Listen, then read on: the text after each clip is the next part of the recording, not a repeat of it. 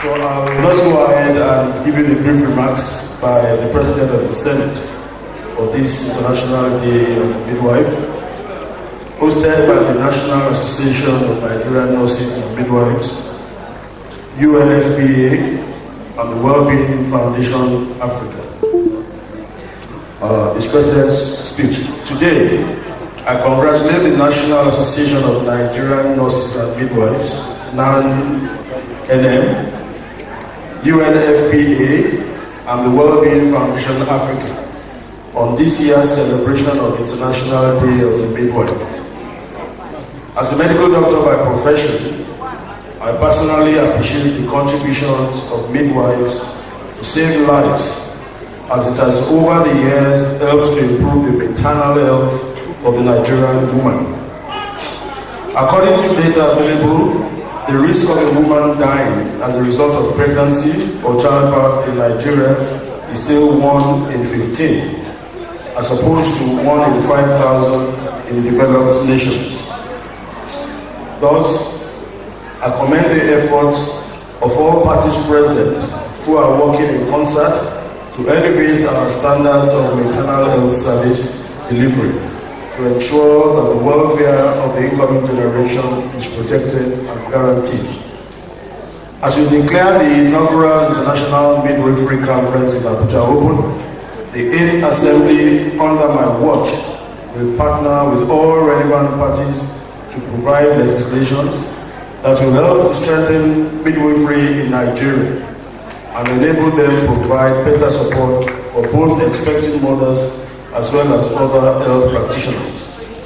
Thank you for the opportunity to celebrate this day with you, and congratulations on all accomplishments thus far. Thank you and God bless.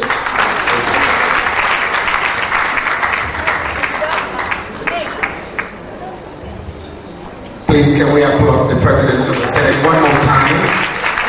Thank you so very much, sir. Because of the exigencies of his duty, he is taking leave of us immediately.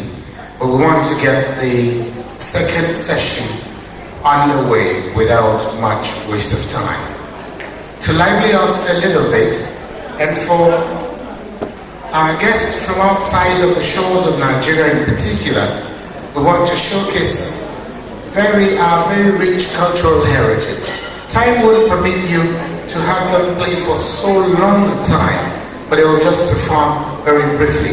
Can we welcome the cultural troupe? We call it the national dance. Can we please welcome the cultural troupe with a national dance, please? Thank you very much. National dance, quickly, please.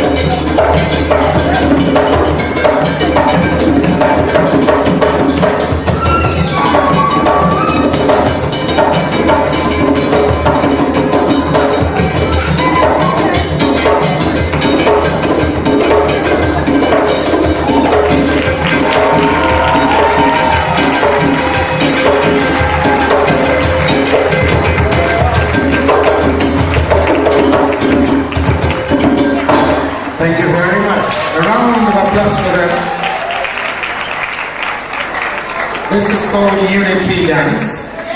Nigeria, we have about 250 ethnic groups and still counting. But I can tell you that if we were to feature each of these troops here, representing the Nigerian ethnicity, we would have actually had this whole field to capacity.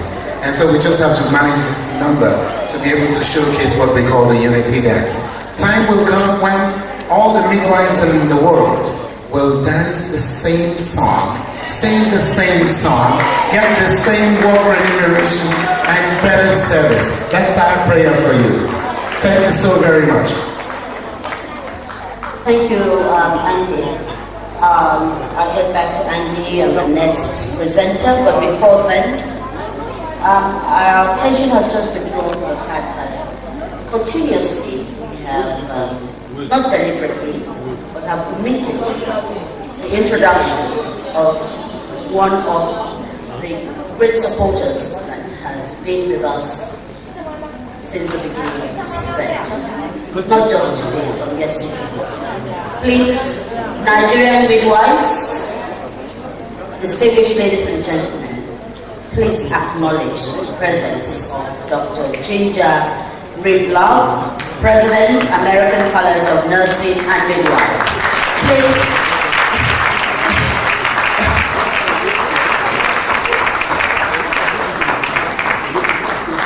We must give her the special Nigerian welcome. So can we do that again? Welcome.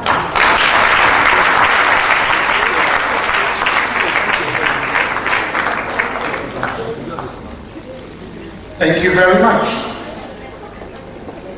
If that recognition sends any signal, if there is any signal it sends, that recognition of Dr. Ginger, it gives me an inkling as to understanding, because I've been and out of America like I can't count, but it gives me an inkling to a country that we need to emulate really fast if we must give our midwives the pride of place they deserve. Am I right? In America, you are the most celebrated people in the American society. She'll talk more about it, but let's give her a round of applause one more time. Thank you so very much. We're going to be taking the next presentation, and the next presentation is one that will interest you. This person knows so much about it, and I'm happy that she was the one selected to make this presentation. I'm talking about Dr. Roberts. Dr. Roberts is a consultant lecturer in maternal and child health in the Department of Community Health and Primary Care, College of Medicine, University of Lagos. I'd like us to applaud her first of all, please. Put your hands together for Dr. Roberts. But just before she mounts the podium, it is important that we all know what she's coming to talk to us about. Having introduced Dr. Roberts, and I've also told you that she is of the University of Lagos. She was once a technical consultant of the Wellbeing Foundation Africa and a member of a team responsible for developing the integrated maternal, newborn and child personal health records, a resource tool specifically designed to improve access to effective care for pregnant mothers in line with Millennium Development Goals 4, 5 and 6. The document has since been adopted federally and with considerable success as its component of the Midwife Service Scheme. Distinguished ladies and gentlemen, if I'm not asking for too much, I'd like us to please welcome to the rostrum Dr. Alero Roberts of the University of Lagos as he presents personal health records, data collection, pathogram, birth notification and accountability. Another resounding applause as she takes the microphone. Thank you very much. Ladies and gentlemen. As has been introduced, I am a lecturer at the University of Lagos, and as a lecturer with a microphone, we're all in for a very, very, very long time, unless you permit me to read off my little device here, so that I can keep it short and concise. Young ladies in green, please stand up and take a bow. Just please stand up and take a bow. I'm a teacher, your students, stand up and take a bow. You have a long way to go. It's very hard work. People like me will be screaming at you, shouting at you, failing you in exams, generally just giving you a really tough time. But at the end of it, you will stand proud like all your predecessors ahead of you, and you will know that a great proportion of the population owe their lives to you. Take notes. I'll see you in the exam hall. Now, it is far easier and more common to present the scientific facts and figures of the magnitude of the problem of maternal mortality and newborn mortality using facts and figures. However, the harsh reality is much better captured by the story of Sharifa, not her real name. Sharifa got pregnant, and in accordance with the advice from her mother and other women in the village, she went to the local TBA, the lady who has looked after and delivered all the women in the community. Of course, Sharifa knew there may be problems. She had known of women who had lost their lives or their babies, but she was hopeful. She was young, strong, and in love. She did everything the midwife asked her to do, quote unquote. She made sure she did not overeat, so her baby was not too big. And when she was full term and the contractions changed from the passing discomforts to purposeful pain with shortening time intervals, Sharifa moved into the TBA's back room. She labored through the nights, through the next day, through the next night, and there was she was exhausted. Her husband was very worried and finally took a decision to take her to the comprehensive clinic in the next town. Sharifa arrived at the comprehensive clinic, exhausted, moribund, and in obvious distress. The receiving nurse took a history, painfully short on details. What was her state of health when she got pregnant? Did anyone know of her blood pressure at the time she was booked? Had she had any immunizations? Had she been bleeding? Did she have any swelling of the feet? Any headaches? Fever? Did anyone know anything of her past medical history? Typically, no. Sharifa was the quintessential unbooked case. Her blood pressure on arrival at the clinic was 130/85. But that was no indication of whether it was high or normal, since it could not be compared to her regular blood pressure, which in her case was usually 90/60. The doctor and the nurse battled through the night with Sharifa, but other cases kept coming in. Patients that the clinic staff had clearly prioritized because they were booked. And there were only the two of them. The doctor, just out of his internship, and the nurse, the midwife, who doubled as ward sister, theatre matron, and health facility administrator. The outcome. Next slide, please. It could all have been so different if Sharifa had been given a home-based personal health record. The PHR, which is issued to the pregnant mother when she presents for her first visit at the antenatal clinic, wherever that clinic may be. It tracks the progress of the pregnancy. Next slide. Immediate postnatal, the delivery, the immediate postnatal period, and then monitors. If you click, you will find little pop-ups coming up. And then it monitors the growth and the development of the child until his or her 5th birthday. As it happened in Sharifa's case, very often mothers-to-be do get antenatal care at a place near their homes, with a person of variable training, but with whom the pregnant woman is extremely comfortable and in whom she has complete trust. becomes complicated, they are then rushed to these larger facilities where they are treated as unbooked cases. The health workers have little or no prior knowledge of their health status, and the mothers, being largely health illiterate, are unable to offer much accurate, credible information. And at the end of the day, it becomes a very frustrating time and more likely to produce a poor outcome. They are also more likely to suffer from abusive behavior during the delivery process. And I put abusive also in inverted commas. Because as you all know, there is simply no space in an emergency situation for sympathy and sentiment. Outcomes are now dependent on hard scientific facts. Sharifa's single blood pressure measurement of 130/85 was not going to send danger signals because no one was aware that for her it represented a rise into the danger zone, since no one knew what her normal blood pressure was supposed to be. The main purpose of the PHR is that the holder has her medical records to hand at the point of service. With it, Sharifa's blood pressure and weight at the time she got pregnant would have been recorded, giving the midwife much needed information about her medical state. Then there is the issue of Sharifa's late presentation.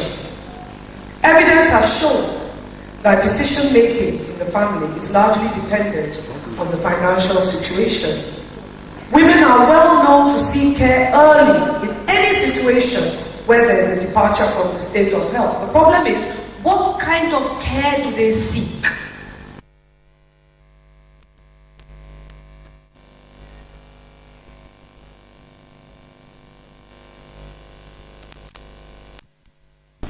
And this is where the women need permission to incur expense from the income earner. With the PHR, however, Sharifa could have had access to a costed package of health services that was standardized to deliver guaranteed quality of care in the continuum from early pregnancy until her child, born alive, was 5 years old. Through contributions from the family and supported by a basket of pooled funds, this costed package of health services could have ensured that at the earliest departure from health, Sharifa would have sought appropriate care from a trusted healthcare worker in a properly staffed and equipped health facility. Prevention is, and always has been, better than the cure. In many low and middle income countries, there are often very poor logistics for handling case notes, as well as all the details of lab results, consultation notes, prescriptions, inpatient and outpatient records, ensuring that all the information gets filed into the right case note at the right time and can be quickly and easily retrieved when needed. A situation that Mrs. Toyin Ojora Saraki is too painfully well acquainted with, for that was the source of her loss of a precious child. All too often the patients get to the case facility and their case notes are misfiled or simply in the wrong place, leaving the poor, harassed midwife with little or no past medical history to review. The Nigerian Integrated Maternal, Newborn and Child Health Personal Health Record was developed by the Wellbeing Foundation Africa in collaboration with the Federal Ministry of Health, following the model of the Perinatal Institute UK, which was based on the work by the revered late Professor Morley in Ilesha in the early 50s. Yes, it started here in Nigeria. Input from the WHO, relevant local and international agencies and stakeholders has been obtained to meet the peculiar needs of our country. The PHR uses pictorial illustrations. Please go to the next slide. You've got our copy circulating in the audience. Look at it, real and live. It uses pictorial illustrations, has WHO approved growth charts, and is developed for the electronic capture of data, which can be stored, archived, collated, analyzed, and used for forecasting trends. by authorized agencies to monitor and evaluate the impact and benefit of interventions and strategies on the health status of the mother, the child, the family, the community, and even the impact on the national economic growth and development. In the case of multiple births, 2 or 3 books can be simply issued at birth. It is A5 in size, uses a file format, and has a plastic cover. And though still in the initial rollout stage, it has so far had a very positive response, especially among the midwives, who then have all the needed information to hand immediately the patient presents. There are similar concepts in Malaysia, Japan, and even the UK Red Book. Ours is slightly different. We back up literally to conception.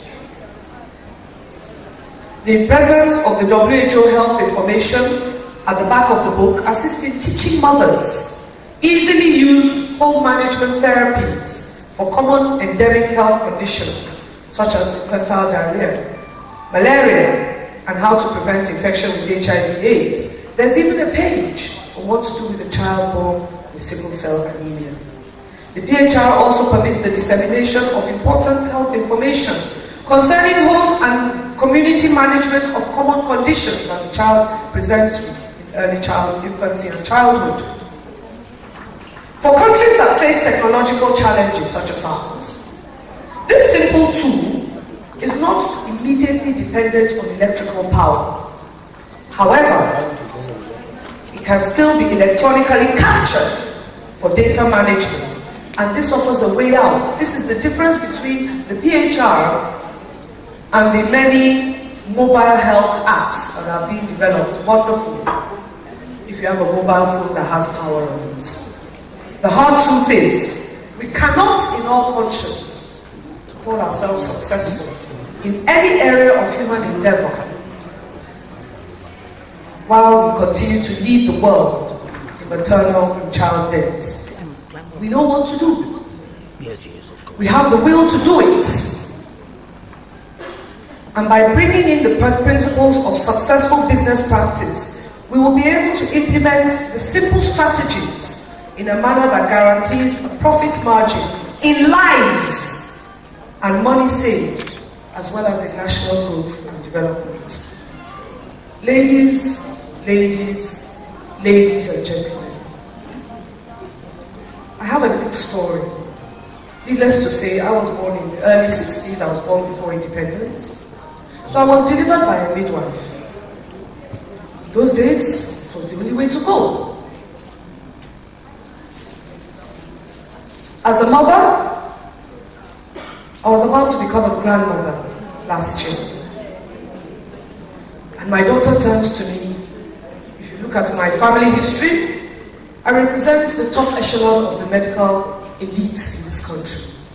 I'm a doctor, sister of doctors, sister-in-law of doctors, daughter of a doctor, married to a doctor.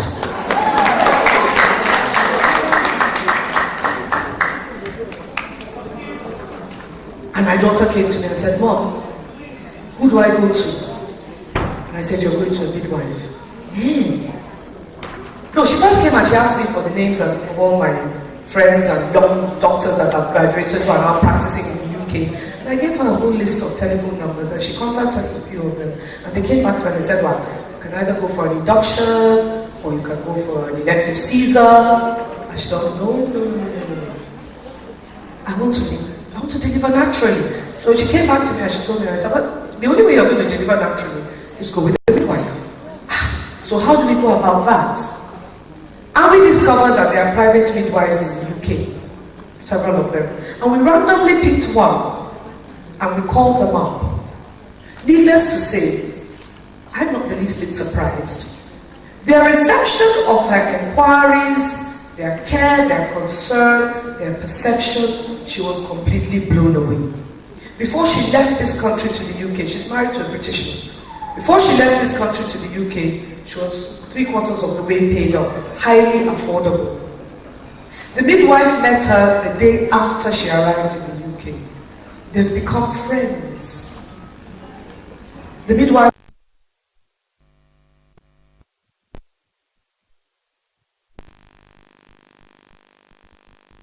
spent 30 minutes on the phone about nothing more than the price of bread and the heat.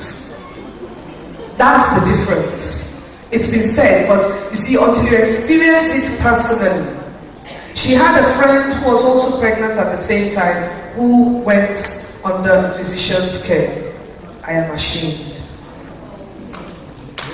I am ashamed. Because my daughter was passing on to her friend all the information. So what if I need an episiotomy? Well, you may not need an episiotomy. How do I know I won't need an episiotomy? And my daughter would recount a 20-minute conversation. I would listen, full of scientifically accurate, effective information delivered in a personable, friendly manner. As only your paddy, your whole person, can deliver it. Nothing I said made a difference to my daughter until Joanna, I remember her name, until Joanna said it. I went across for the delivery and I met Joanna. And I think she was a little, at first, she was about my age. So she was a little cautious, she knew she was meeting her patient's mom, and her patient's mom was a senior lecturer in the university and a medical educator and a doctor of that. And she was a little, and I got there the first day I said to her, I said, please, I am not a daughter. I am simply an voracious mother, grandmother to be. Treat me as such. And she became my friend. And we went into the labor together. We would chat one later, we would be comparing notes and would have our little check. And we'd be talking at very high levels of medical expertise. These people are extremely well trained. My God. She had access to information and research data and left me looking for my iPad. Where's Google? And we went in and labor started.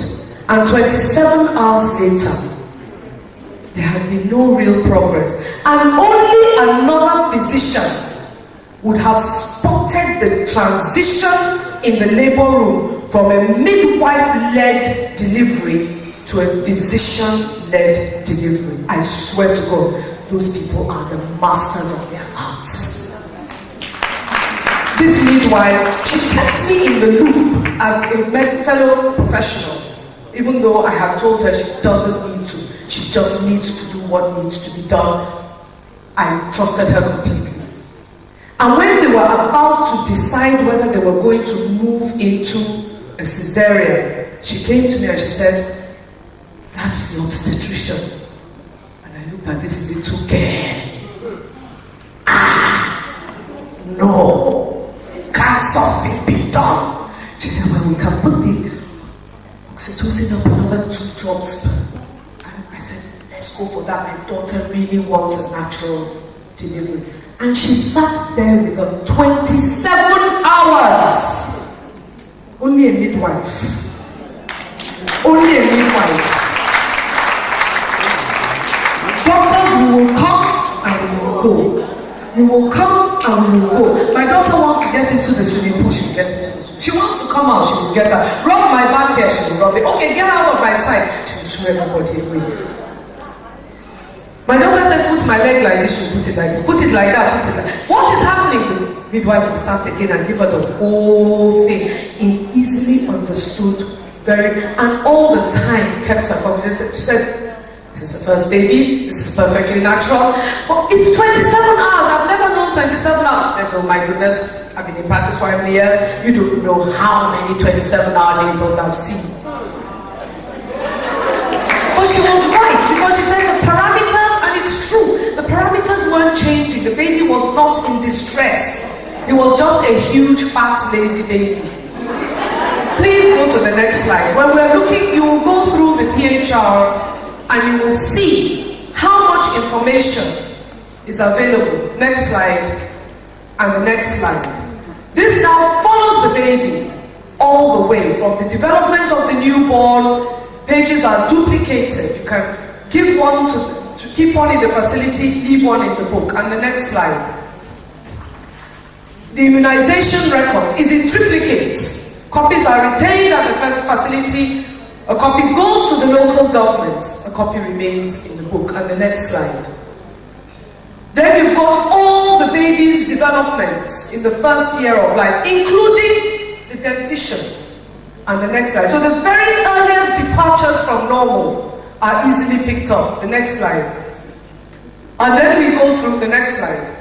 The baby's development through all his years, first year, second year, third year, fourth year, until he graduates from the book at age 5. It can become almost a celebratory moment when the young child, man, woman, at 5 is delivered from the book. And at every point, we're monitoring the cognitive development, the gross motor and fine motor skills development. And then it goes on at the back, go through several pages at once, to give information for the pregnant woman. And this is scientifically accurate information. Now, you young girls, everything is exciting now. As some of us who have been at this for 30 years, we do forget. Sometimes you've said it so many times, you can't remember who you said it to and who you haven't said it to, but the book keeps it focused. Every time the mother can look at the book and she can ask you, what does this mean? To the next page, Jesse.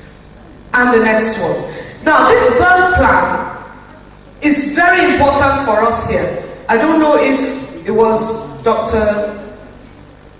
Dent who mentioned it. That mothers do sometimes want to deliver at home. With the birth plan page, we can plan this early in pregnancy and work towards the preferred choice, but giving information all the time. Credible information she can see, she can discuss with you. You can deliver it in as many languages, as many times as you like, until you come to the desired outcome. Can I have the next slide?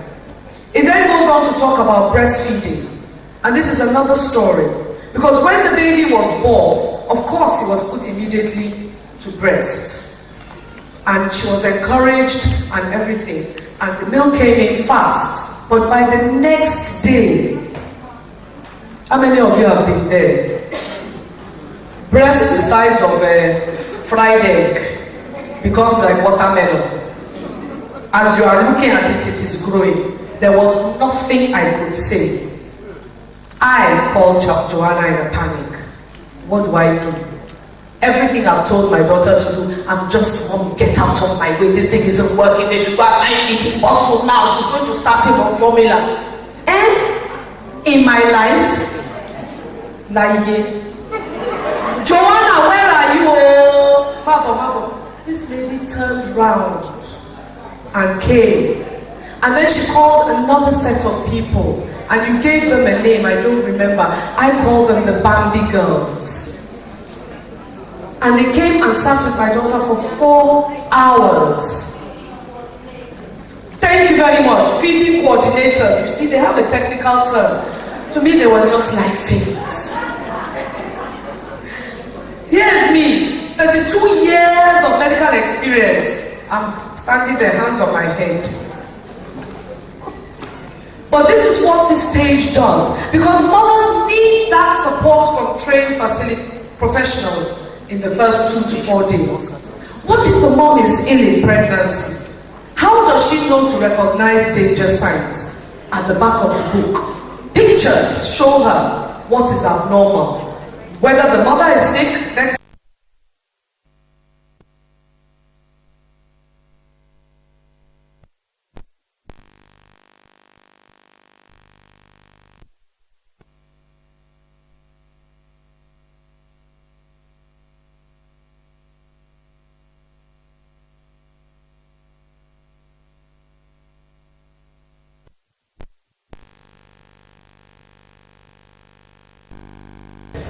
It goes on to give you important information on how to feed and how to take care of the child that is ill, whether it's breathing difficulties, and it gives it in language that the mothers can easily understand, because we've all got an experience of this in the community. We don't know the medical terms, but we know that yes, oh okay, so this thing that the child is doing is not normal. Next slide. And it goes on and gives all that information on how to recognize dangerous, serious illness. And what the feeding recommendations are when the child is ill. Next slide. How to look after malaria in pregnancy. How to look after HIV/AIDS. How to prevent transmission of HIV from mother to child. How to look after a child with sickle cell anemia. Next slide. All this vital information that can impact the health outcomes are available at the back of each and every book the mother is carrying. Next slide. And finally, remember Professor Mokolu spoke to us about the 5 C's of the newborn. It is there. Sweetheart, student, you don't need to cram it. You practice it 3, 4, 5 times, it comes at the tips of your fingers, because every book you pick up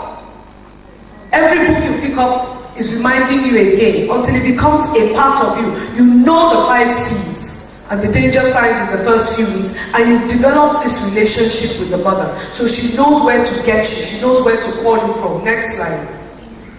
The growth charts, these are the WHO growth charts, and you'll find that, go to the next slide, even the ones Professor Mokolu spoke about yesterday, for the preterm babies, it's already in the book. So how to monitor a preterm baby, what is the green, when it's yellow, when it's red, when to shout for help. But you see, if we can get all the preventable and all what you can handle out of the way, it leaves the pediatricians free to handle the really esoteric diseases. Because this should not be what is killing our children. Next slide. Go on. So all these growth charts are there at the back of the book. The mother has it. You can plot each child's growth monitoring inside the book. So, here I am, a daughter, a mother, and a grandmother. And I'm asking for each and every midwife, students, tutors, practitioners, ladies, and gentlemen, to insist, beg, plead, demand for the simple, effective tools that make your work easier and more profitable. Thank you very much.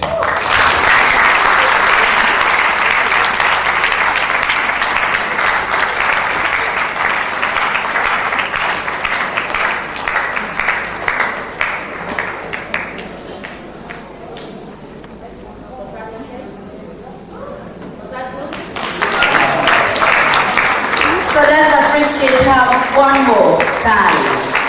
Thank you very much. It's so important to keep records. And I think the grandmothers are getting younger these days.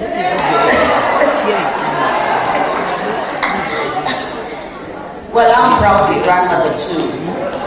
Yes. Okay, so we need to encourage our daughters to ensure that at least to spread the message of record keeping. Thank you. We'll move on straight to the next presentation, and I'd like to invite Dr. Ginger Love, President, American College of Nursing and Midwives. She's speaking on supporting an interprofessional environment, addressing severe shortage of trained professionals and developing midwives. Thank you. Dr. Ginger, you have the microphone.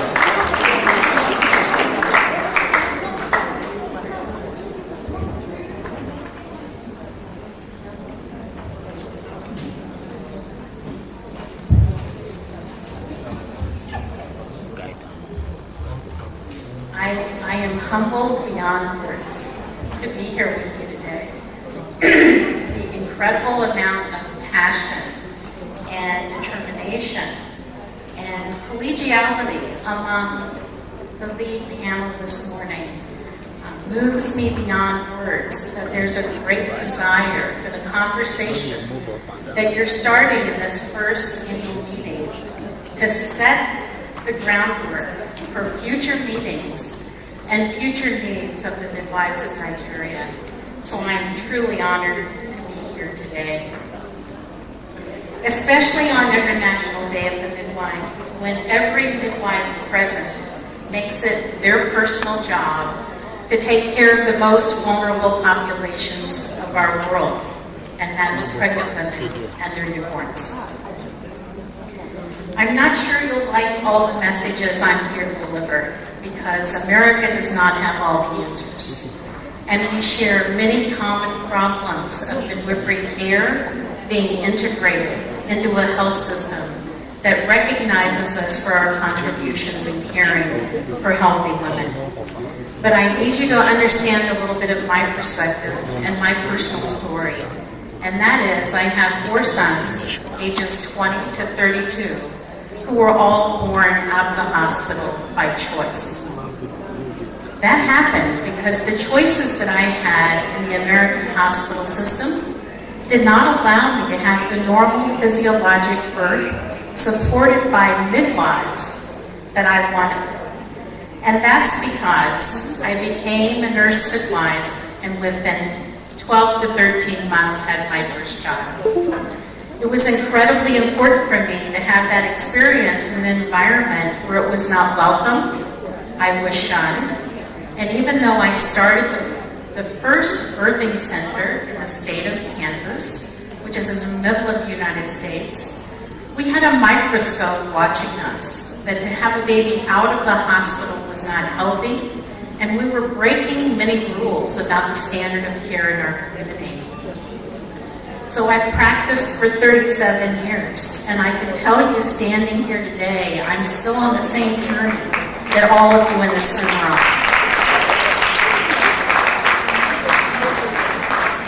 During the last 3.5 years as president of the American College of Nurse Midwives, I've made it a job to randomly call our members every month. I pick 5 or 6 people, pick up the telephone, and decide to talk to them about what's happening in their communities. And there's a theme about midwives in our country, that they're tired of fighting, that the battles to get reimbursed and to be paid are not equitable, that there aren't enough education slots for all the people who want to become midwives in our country.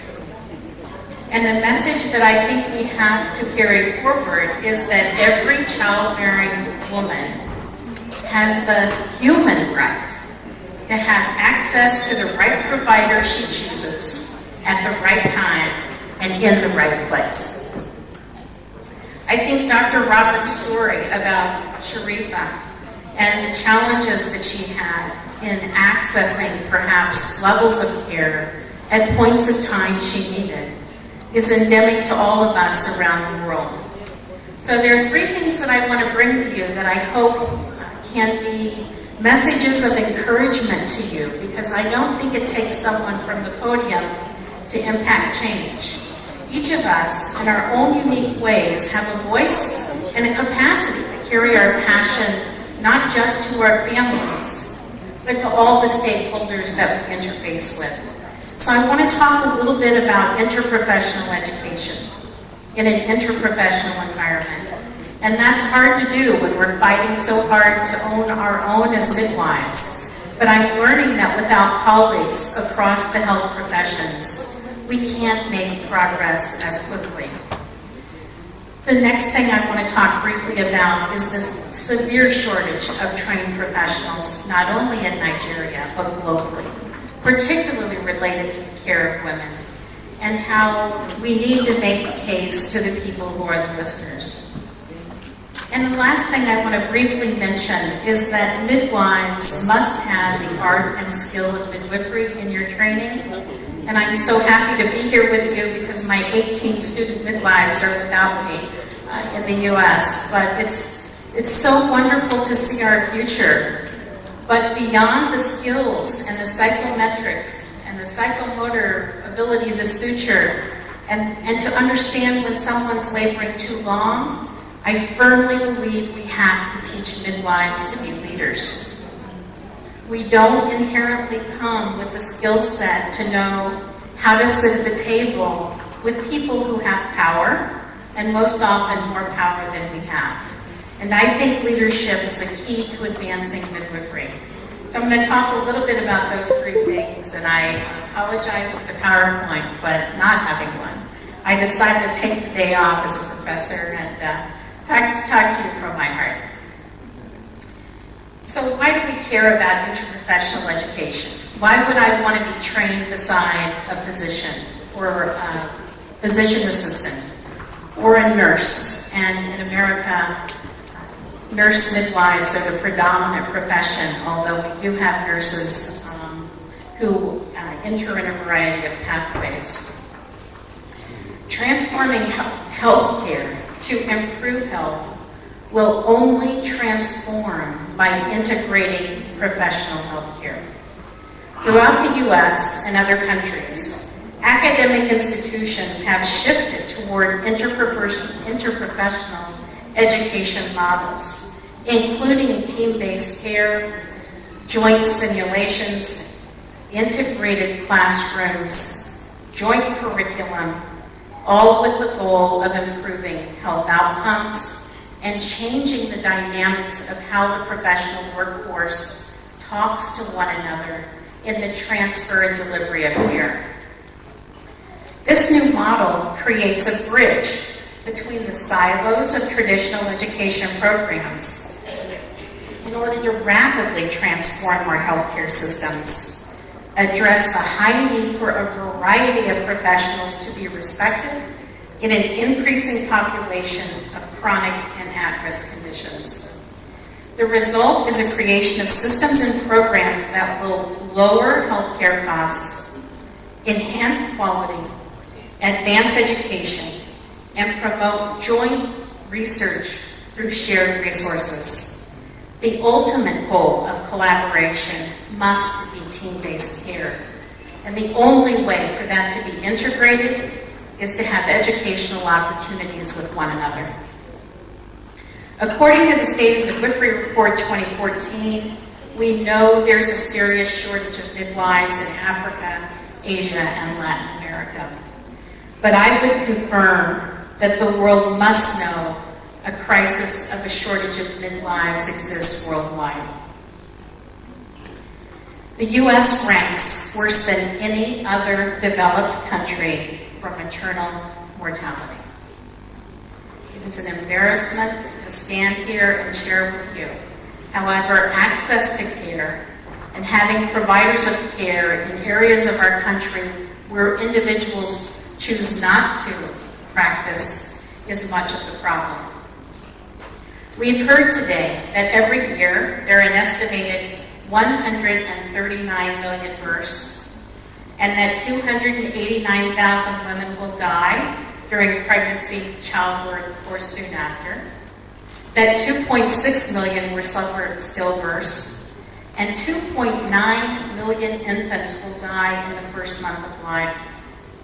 Poor quality maternal and newborn care is the major factor. Often, as in our country, the question is not adequately trained providers, but accessible care and seamless care to those moms who need additional services. Childbirth is a major event in the lives of women who become mothers, and as you heard today, not only for their families, but in order to empower and mobilize their community. So why is improving health outcomes such a political and economic battle when we know that competent and adequately trained, resourced midwives save lives? Midwives cost much less than training our colleagues who are obstetrician gynecologists. Midwives are essential to women's health teams, but have far less available resources for education and training, as you notice on the wall to the right, and the gifts that were given, than our colleagues do, in addition to the multiple barriers that you face when you join practice. We must develop projects that strengthen the capacity of practicing midwives, re-engaging everyone in believing that minimum education and competency, as defined by ICM, is the goal. This is our goal in the U.S. as well. The WHO report on nursing and midwifery workforce 2011-15 identified themes about scaling up the workforce shortages by forging, number one, strong interdisciplinary health teams, scaling up the education and training programs, collaborating and strengthening national and subnational legislation and regulatory processes, and harnessing the knowledge and expertise of nursing and midwifery researchers.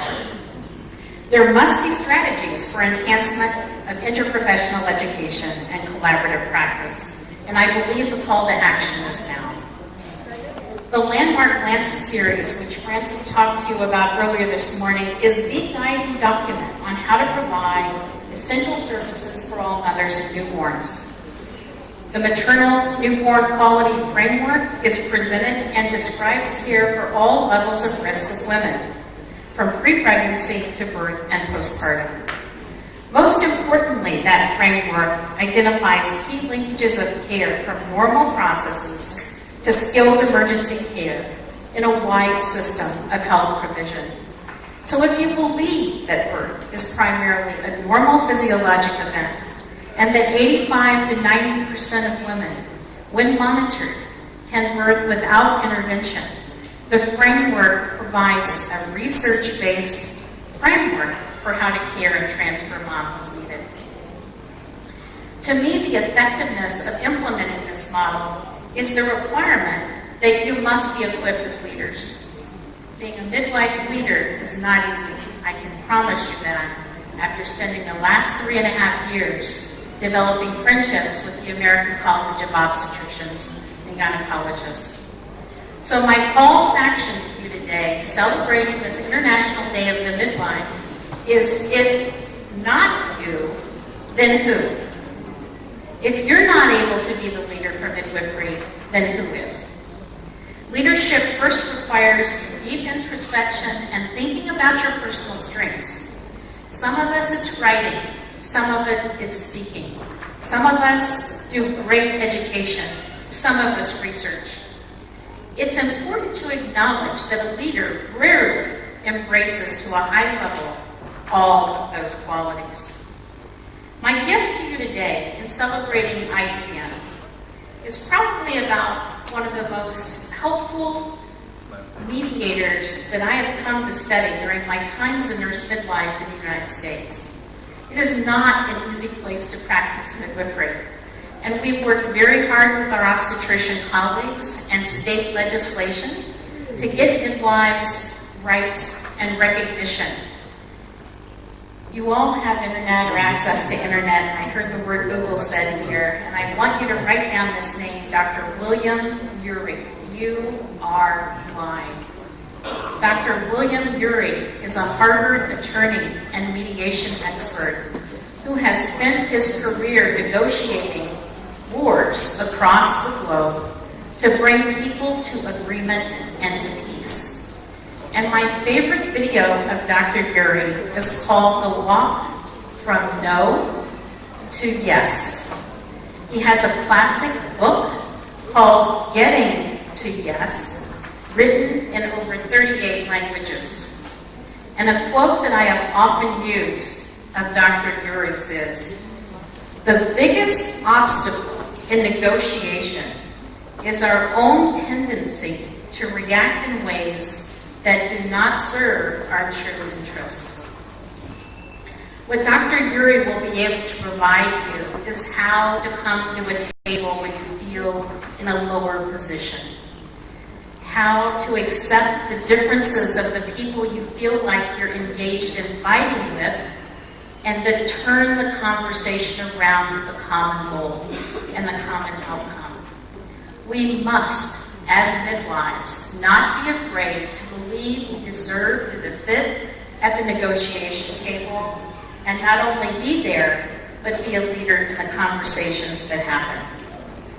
We can do this together by equipping us in a collaborative dialogue and believing that we cannot practice midwifery in a silo. We must have growth in interprofessional education.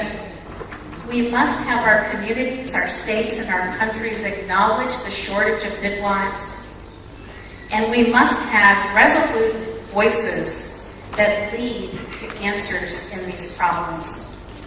So my very best to you as you embark on what might be the one thing you leave with from this conference that will give you the confidence and the courage to take a step perhaps you hadn't thought you would take, to find a way to know that your midwifery servant skills, the art of listening, the art of caring, of loving and supporting, are all tools you have to be phenomenal leaders in conversations that will move your country forward. I can't thank you enough for your gracious invitation to be here, and I wish you all the very best on this International Day of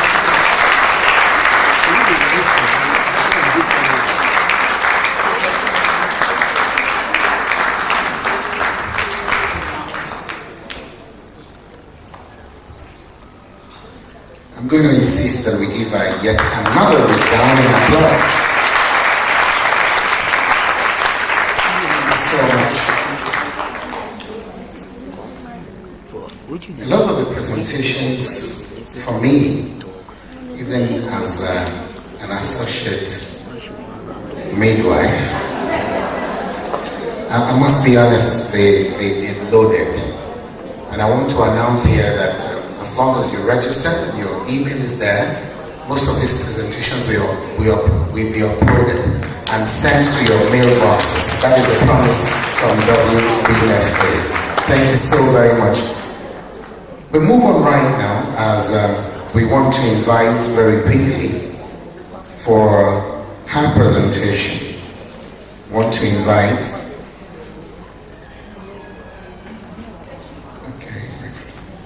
we want to invite very quickly General Electric, Healthy Imagination, Vscan Training and Panel Session, Lillian Kadane and Chinedo Ugu Chingoba, GE Africa. Are they here? Please can we give them a round of applause?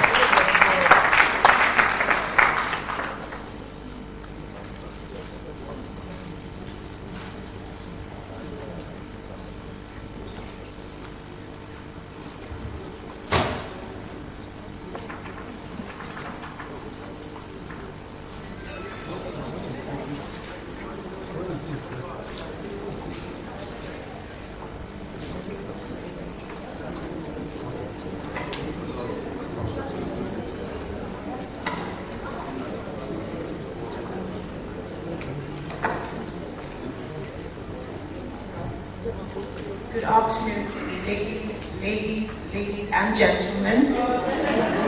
I'm taking after the doctor who spoke earlier. My name is Mrs. Chinedo Uguchimba.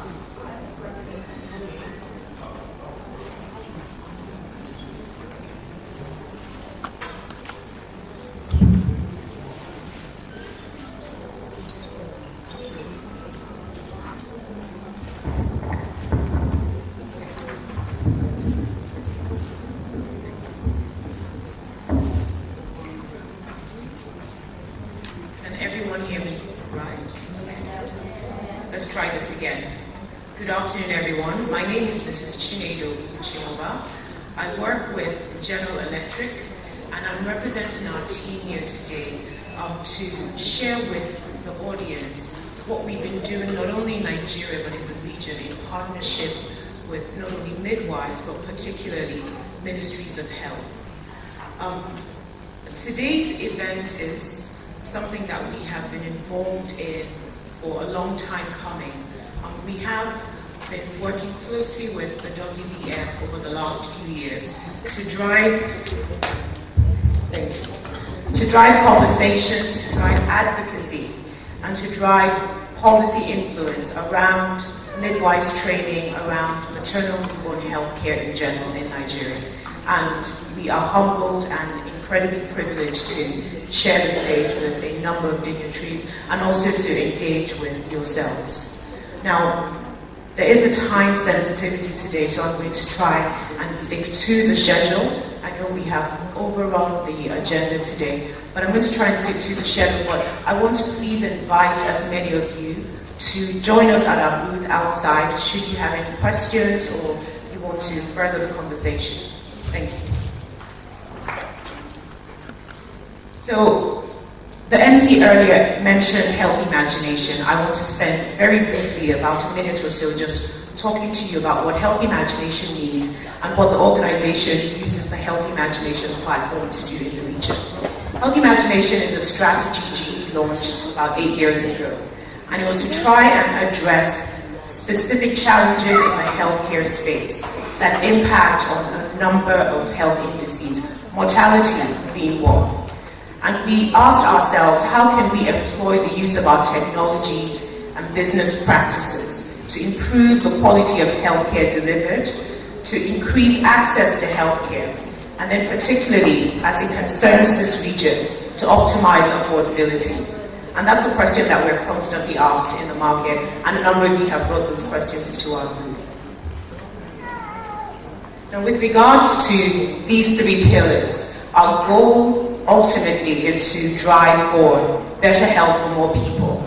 And we'll talk extensively later on about one of the programs that we are partnering with the government on here in Nigeria, which is to deliver on that.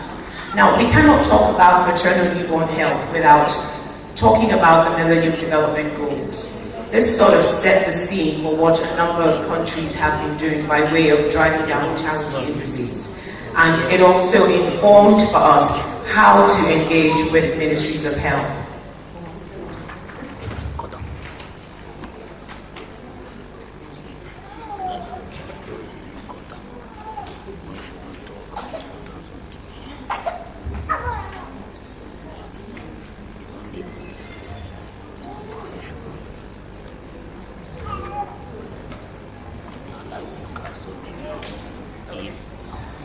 So I'm sure a lot of you are familiar with the Millennium Development Goals and where Nigeria sits in that.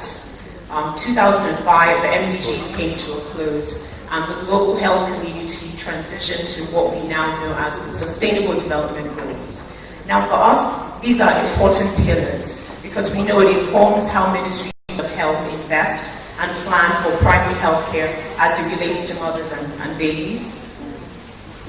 Now for us, what we did with those goals was to look at our business strategies, particularly with regards to technology. Now, it's important to draw a correlation between adequate technology and then of course capabilities or capacities in the health sector, particularly in the primary healthcare space. Now, we spent a lot of time in the market engaging with midwives like yourselves, government officials, educators, etc., really trying to understand what are the pain points, what are the critical needs that frontline workers like yourselves need to help you or equip you to do your jobs better. And we have expertise around technology. So feedback from the market informed one of the solutions that we developed and launched very recently in the market. And one of these technologies is actually out there. And again, I implore you to please visit our booth. And this is really with regards to ultrasound technology. Now, we know that in Nigeria, the midwifery training curriculum doesn't yet have ultrasound as a standardized requirement in pre-service training.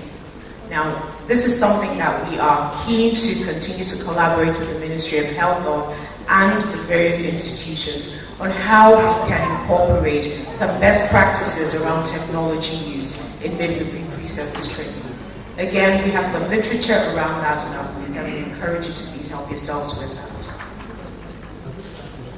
Now, what do the SDGs mean for us? It's a continuation of what the MDGs were about. Now, it's beyond just the outputs or the inputs. It's now how do we ensure that this becomes institutionalized in our health system? How do we drive sustainability? And for us, one of the key things that we're doing to drive sustainability is partnerships. We know we cannot do it alone. We know various organizations, even our ministries of health, cannot do this alone. So we spend a lot of time, we spend a lot of resources trying to understand how we can develop unique partnerships, tailor-made partnerships that help all parties win. Now, we cannot talk about solutions, technology, etc., without talking about funding, financing. I'm going to come to this later. This is something that is critical to sustainability. And a number of the partners that are represented here have mentioned this over the last day or day and a half.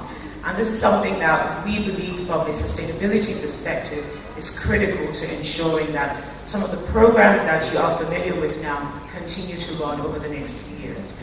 Now, I want to share with you some of the feedback that we got from the markets that informed the development of the solutions that we have. Now, for us, our key customers involve the ministries of health, developing partners, clinicians, physicians, midwives, nurses like yourselves, and it was really around three main elements: affordability, capacity development or education, as you know, and then sustainability, as I mentioned earlier. And again, as I highlighted earlier, all three parties interact and engage and form a partnership to deliver successful maternal newborn health strategies. And this is something that we are critically focused on.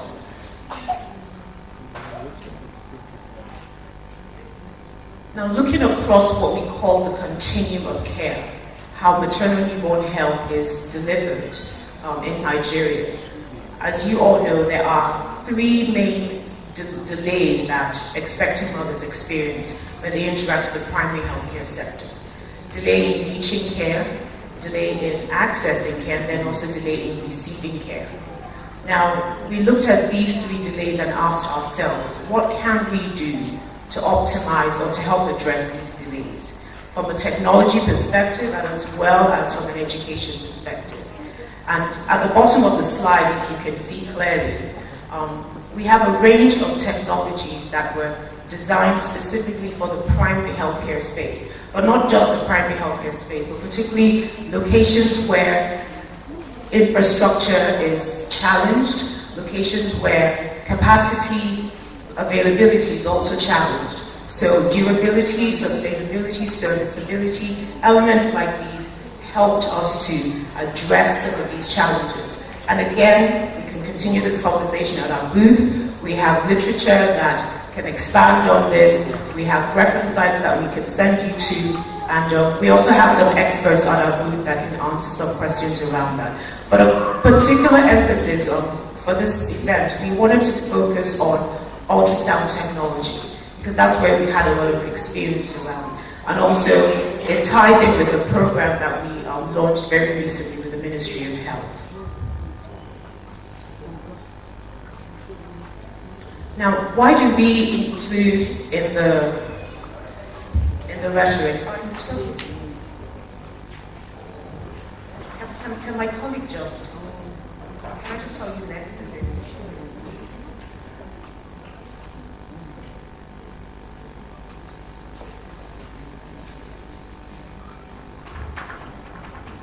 Now, primary health care cannot be talked about without looking at the healthcare ecosystem. How are patients referred in the ecosystem? So if we identify an issue at the health clinic or the health post, and there's an emergency, we have to ensure that at the secondary level, there are experts, there's technology, there's infrastructure, there's the right care to catch that patient and address whatever emergencies. And then even also at the tertiary care, where acute services are delivered.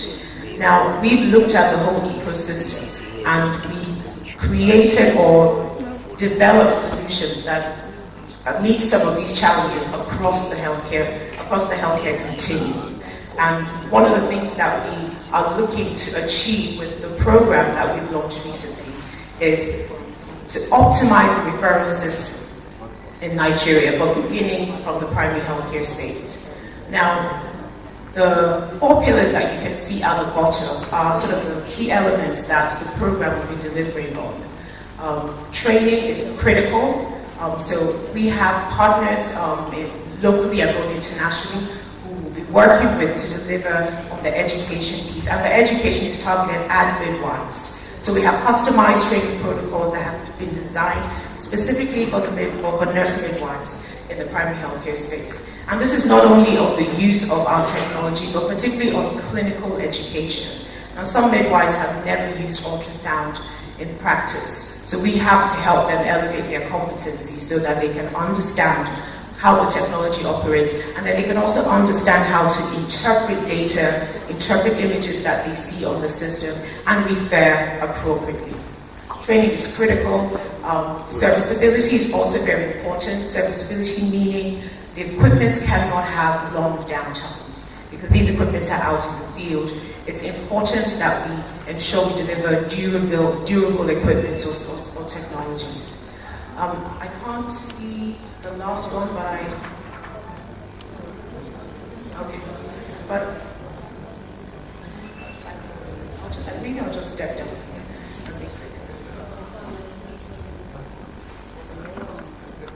Okay, I can see monitoring and evaluation. Now, for us, it does not make sense to introduce interventions and not monitor the impact of these interventions. We have to know that the input is delivering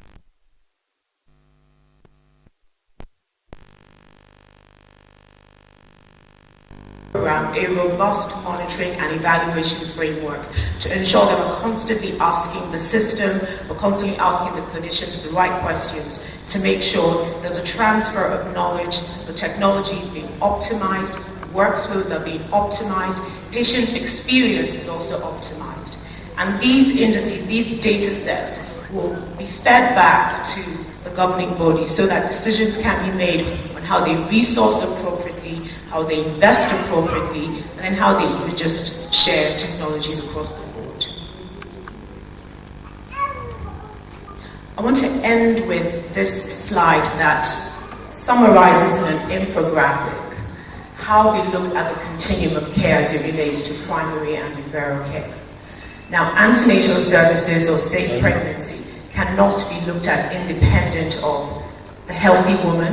It cannot be looked at independent of safe deliveries, and then even the care of the child, of the infant right up to under 5. Now, across the board, there's always an interaction of a midwife or a nurse across the board. It's the norm we have here in Nigeria. Now, our goal is to ensure that we work with our partners, with the ministries of health, to provide for midwives the most appropriate technologies that they need to address various pain points across the continuum. And in some cases, the technologies may not need to be as advanced as ultrasound. It could just be a change in the way workflow practices are carried out. It could be optimizing how they interact with patients. That's a solution. And that could require simple technologies like a PowerPoint. It could require simple technologies like a mobile phone. It could require simple technologies like easy printouts, easy triaging. So these are some of the thinkings around optimizing healthcare, quality healthcare delivery in the primary healthcare space. And again, we don't know it all. For us, this is a learning experience, and we're looking to experts like yourselves who are on the front lines in the field to feed back to us and help us to reiterate, recustomize some of these solutions so that they can actually meet the needs out there in the market. And before we close, because I know we're pressed for time, we would like to share a very short video just to depict what our thinking was behind the development of this technology and how we believe it can impact the way midwives work on the front line.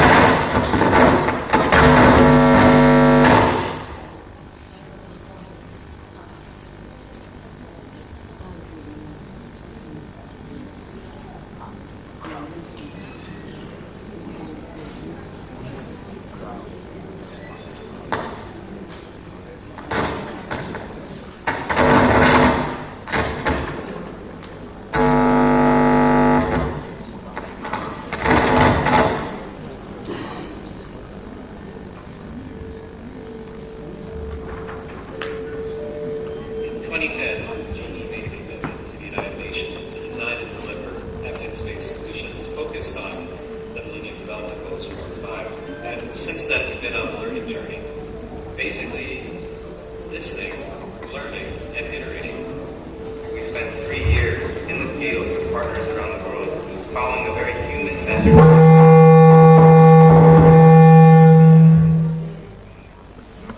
funders. We wanted to design an ultrasound device specifically for primary care to be the first line of defense for early diagnosis in pregnancy. Oftentimes, primary care facilities are underutilized and don't have the right resources and capabilities that they need to be the front line.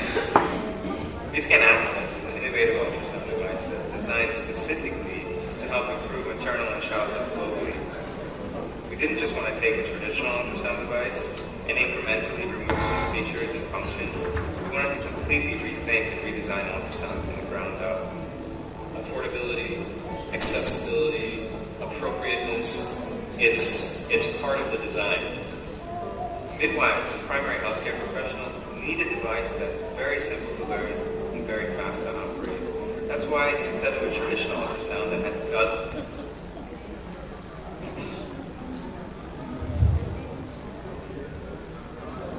touchscreen user interface that just uses common gestures and controls that are found on any tablet and smartphone.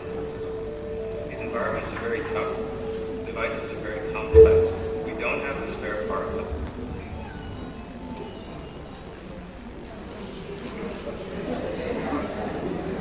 In the interest of time, this video can actually be found on YouTube under a number of other videos on our Vscan Access. Just very briefly before I leave, I want to just leave with you some final thoughts about the program that I mentioned earlier.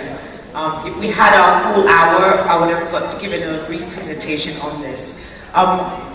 The program that was launched a couple of months ago is called the Healthy Imagination Mother and Child Initiative. This is a $20 million commitment with USAID Nigeria, the Nigeria Federal Ministry of Health, and the National Primary Healthcare Development Agency, as well as prospective donors. The goal is to ensure that 20,000 expectant Nigerian mothers are set to benefit by 2020, to include consumer education and antenatal screenings. And again, as mentioned earlier, the target audience being our nurse midwives. The initiative is going to deliver over 100,000 hours of training. It will support task shifting for at least 1,300 midwives and antenatal primary health caregivers across 7 states in the country.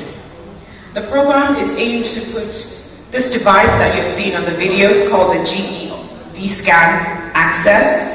It's aimed to put this handheld ultrasound into the hands of primary healthcare workers for the first time in Africa, with a deployment system that is designed for frontline workers in low-resource settings. And the simple goal is to help improve maternal health outcomes. Now, as a model for sustainable healthcare delivery, this program supports Nigeria's National Health Act, which is focused on revitalizing the country's primary healthcare system to drive better patient outcomes. Furthermore, through this ongoing commitment GE has with United Nations Every Woman, Every Child initiative, our company is working with governments and other stakeholders to support the eradication of preventable maternal and infant mortality in line with the new 2030 Sustainable Development Goals. And we hope that we can partner with as many of you. Thank you very much for your time.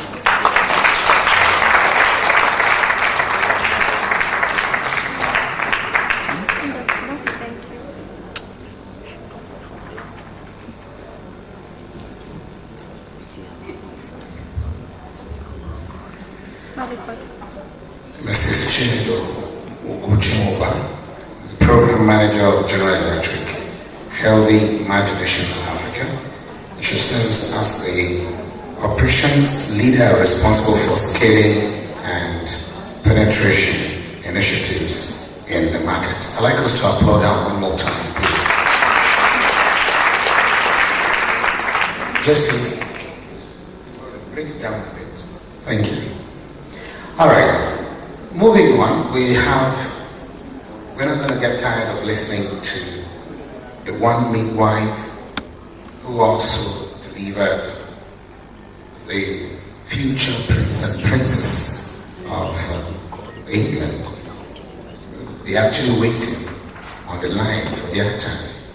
We're going to be listening to yet another presentation, this time by Dr. Jacqueline Tankley-Bent. Yes, that's what is here. The concept of continuous professional development in midwifery. Oh, it's a mix-up. I've just been told it's a mix-up. Okay, fine. So this presentation is going to be handled by Felicity Eliana Mapovere Okoko, Head of Programs and Advocacy, Wellbeing Foundation Africa. There's a resounding applause for her. She's an award-winning midwife. She's been winning so many laurels, encomiums, and awards, and still counting. Let's give her a resounding applause, please. Thank you. I apologize for that mix-up. Professor Tankley-Bent will be leading on the next session to do with EWOG training. So yes, you will see her. Thank you very much. As you heard, my name is Felicity Ukoko. I'm a midwife. I'm actually from Zimbabwe, but I live in UK. I'm married to a Wari man. I'm your wife. Great midwives. Great midwives. I was told handsome midwives. Smart midwives. Where's Eunice? Come. Quick.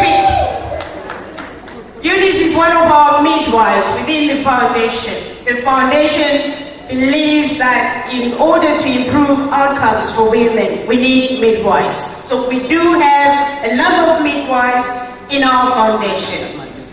Eunice is just going to do the great midwife. She does it better than me. Go on. Yeah. Great midwives! Handsome midwives! Articulate midwives! Smart midwives! Greatest of the greatest of the greatest of the midwives! Thank you. Wonderful. I hope that has woken you up a little bit. Thank you. So, I'm here to just briefly share with you some of the work that we do within the foundation. We have a number of programs, and I'm just going to highlight a number of them and talk about the two that we are very, we're passionate about everything, but we're working on with the midwives. You've heard about the personal health records, which Dr. Roberts highlighted. We do have health records. We believe every woman at booking should be given a health book in order to have all the information about the healthcare. That will help if she travels from Abuja, if she travels to Sabah, she has the book with the same information that we as midwives require. There's not much different really from the information that's required in any woman. Do we agree? You need a blood group. You need to do her HB. You need to know where the placenta is. So that basic information is in the health record. And our passion is that every woman in Nigeria should be able to carry a book with her from the minute she sees the midwife, throughout her pregnancy, after birth, and up to 5 years, even include the immunization record, so that when that child goes to school, it's easy. You can see when the BCG was given. You can see when the polio was given. Do you all agree? Absolutely. So that's one of our programs that we are running, and we hope to roll out once we get our partners in collaboration. We also have what's called the Mama Care. I'm sure some of you have seen the kits. It includes all the items that a midwife or any woman require to ensure that that birth is safe and clean. We know why women die during childbirth. One of the reasons is sepsis. So in order to avoid infection, we have ensured a mama kit is available for any woman to be delivered. We also are running, it's called the Emergency obstetric newborn care IMO, which some of you are going to have a tester later on. We believe midwives are the gatekeepers of maternity services. But we also believe that our midwives need to be equipped with the skills to enable to save the lives. How do we do that? By training.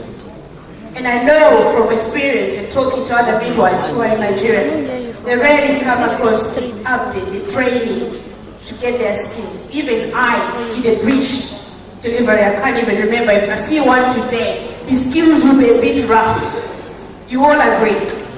We need to continuously update our skills. And we at Wellbeing Foundation, working with Liverpool School of Tropical Medicine and funded by Johnson & Johnson, we are providing IMO training in Kwara. To date, we've trained over 90 healthcare professionals, updated them with their skills. And today we're going to give you a tester, but our long-term plan really is to have every midwife in every state having these skills every year to enable to save lives.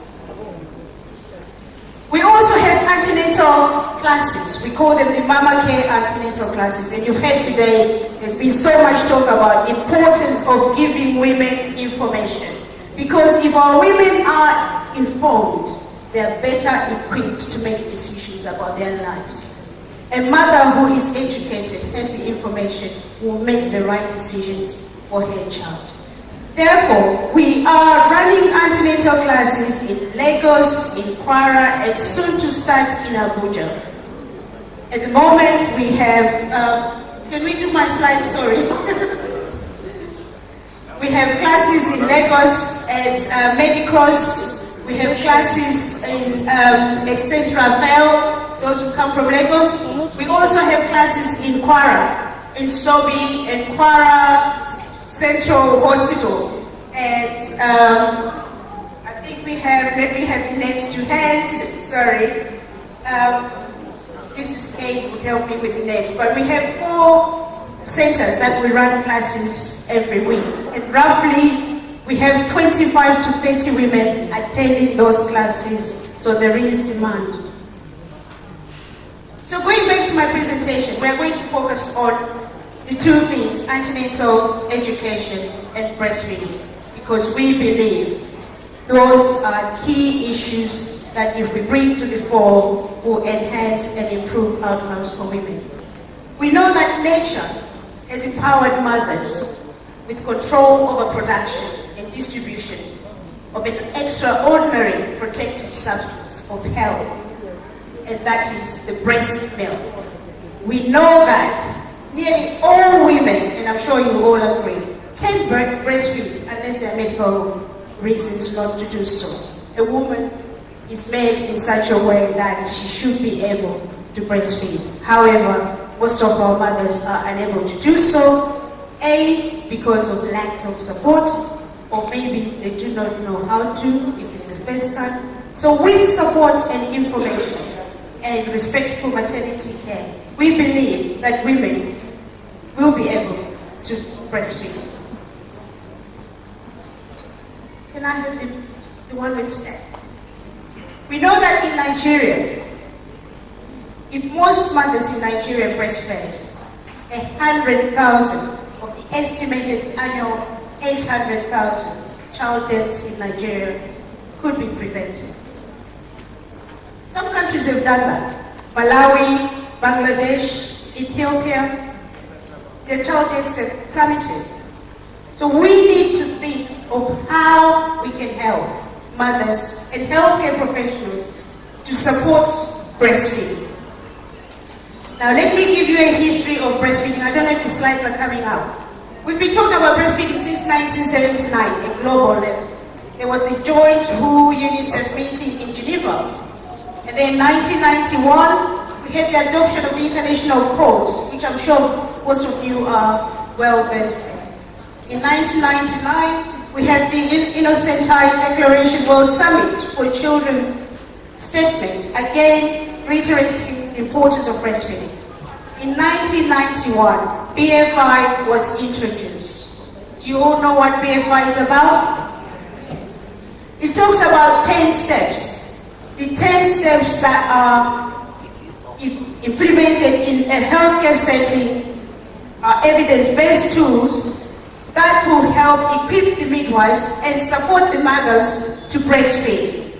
Shall we go through the 10 steps? So for students, you can recap for those who know about 10 steps. Step number 1, you should have a written policy in your healthcare center. Why? We know that a well-documented policy is key to providing best practice in any organization. It becomes policy, it has to be adhered to. Number 2, you need to train all your healthcare workers to ensure that they are skilled to support the mothers with the right information and the right skills. Again, educating your workforce is paramount if you're going to have results. Number 3, you need to inform all pregnant women about the benefits of breastfeeding. At Wellbeing Foundation, we are doing this through our antenatal education classes.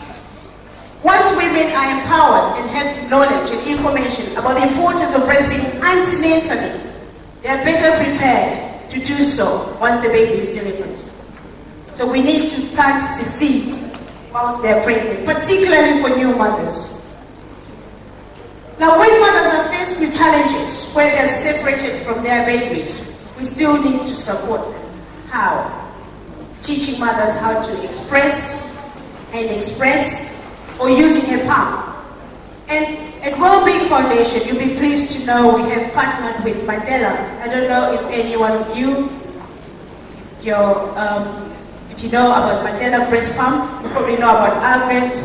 For the first time in Nigeria, Mandela will be coming to Nigeria. We are going to work with them and distribute the pumps. The pumps, let me be very clear, they are to enhance expressing of breast milk so that A, if the mother is going to work, she should not stop breastfeeding. She should be able to continue expressing a milk and ensuring that the baby gets breast milk for as long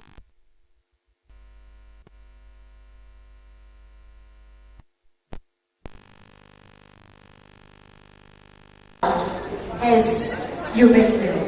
So all have better and good outcomes.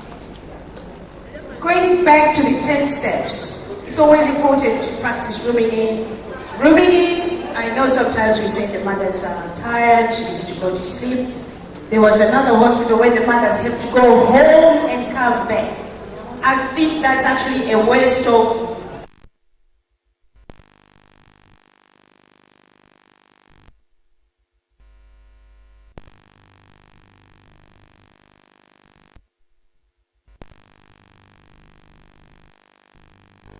to foster breastfeeding continuously, and we know that the more you breastfeed, the more milk you make, and that's how the breast works.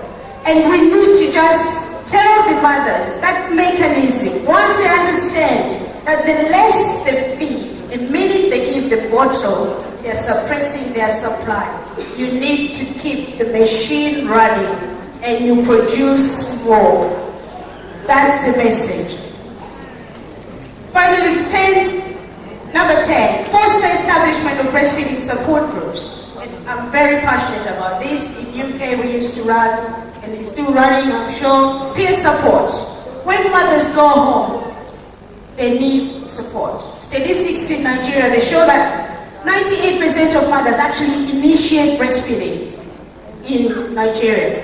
However, by the time it's 6 months down the road, 17% of mothers breastfeed continuously. And why is that? Reasons have been highlighted, some of it as being, so I'm just going to go through my slides quickly so I don't have to go through each one of them. But we know the reasons are cultural, some of them are to do with lack of support, and some of them to do with maternity leave where women have to go back to work early, so there is not that fostering of breastfeeding. In UK, I think women have maternity leave, correct me, is it 1 year? They do have, so you can breastfeed exclusively because you're at home. So our policymakers need to recognize that mothers need that support. How can we support mothers? Provide information on breastfeeding during the antenatal period.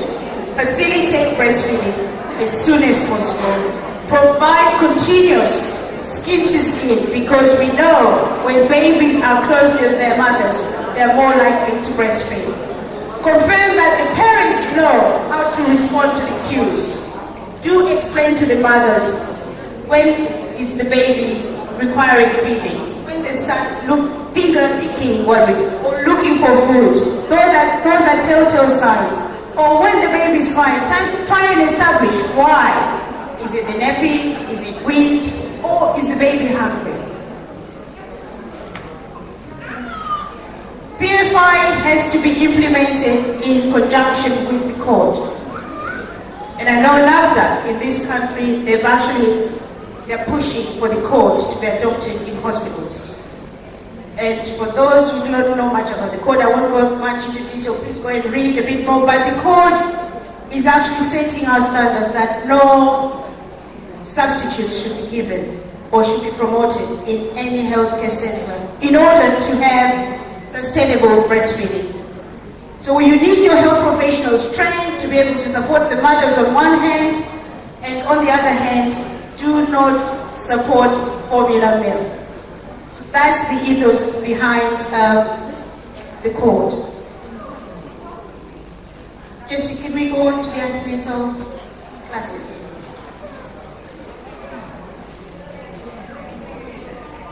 So at Wellbeing Foundation, while Jessie is doing that, we are very keen to support partners who are interested in PFI in their healthcare settings. We have trained midwives who can train the trainer, train you on positioning and all the issues around communicating with mothers, how to ensure you're imparting the information in a respectful manner, and also assess the midwives to ensure that they are actually delivering in line with BFI regulations. Antenatal education. We've talked about antenatal education. Mrs. Akisola highlighted the importance of antenatal education. Yesterday, Auntie Katie Anolu highlighted the importance again of antenatal education, and it seems it's one of the key issues if we are going to support our women. At Wellbeing Foundation, we are running antenatal classes, as I mentioned before, and in our classes, our aims are that women should understand the factors that influence pregnancy outcomes, that influence the fetal outcome and maternal health. So we're talking about healthy eating, we're talking about the importance of screening, we're talking about what are the signs during the third trimester.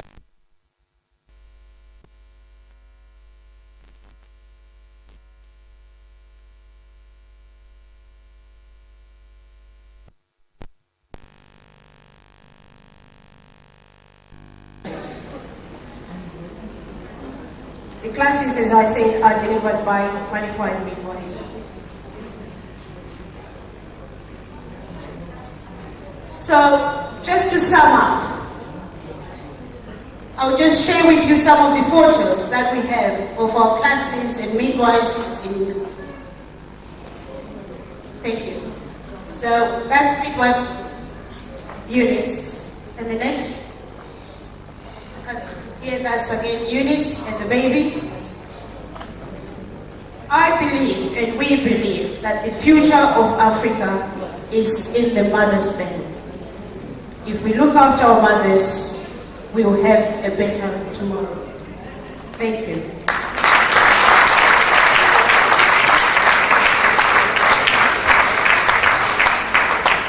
Before I go, just see this, the last slide.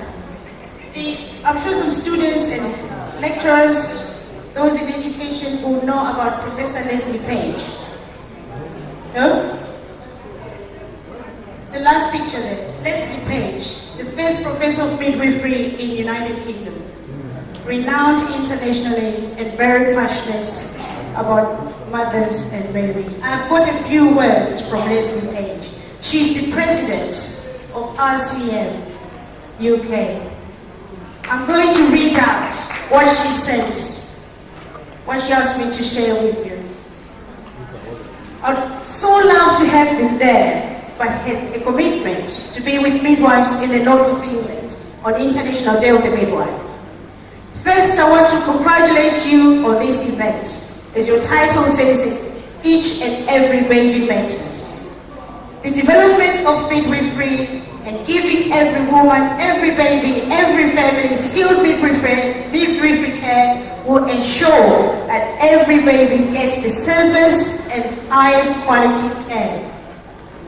I'm aware of the challenges you face, but we now have very good evidence that educated, skilled midwives not only save the lives and prevent injury and poor outcomes of mothers and babies, but with the right approaches will help set the mother, baby, father, and family on the best path of life. With support for the bonds of life that are so important, family integrity and good experience of care is paramount. I know that you know how important it is that every woman is treated with dignity and respect and kindness. Educated and skilled midwives help bring about safe, high-quality care that improves outcomes, but also offers a positive experience. I, Leslie, started my journey as a midwife 52 years ago. I still love the work so much. I still have so much to learn. As president of the RCM, I have visited midwives all over the UK and around the world. I see firsthand what a difference midwives can make. You're helping create a better world. It is quite right that we celebrate midwives on our International Day, and although we are far away from each other, we are forming a big chain to help give every mother, baby, family in the world the best midwifery care. I'll be with you in spirit and hope to visit at some other time with my warmest wishes. And congratulations, Leslie, Professor Leslie.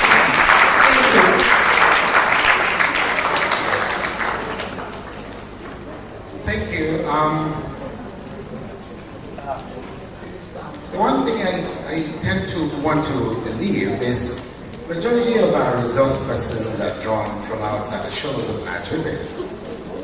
And a good number of them from within have actually given those of you from outside a run for your money. Because those of them from within have actually given as good and qualitative presentation as yourselves. And I think we need to applaud the Nigerian midwife.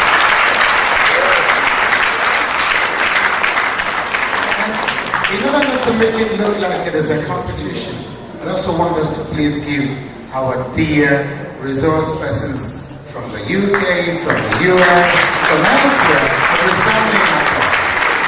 Thank you so much. Now, talking about clapping, clapping is very healthy.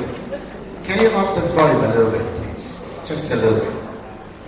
Clapping is very healthy. The University of Philadelphia, United States, in 2014, November to be precise, came out with a research result that shook the world.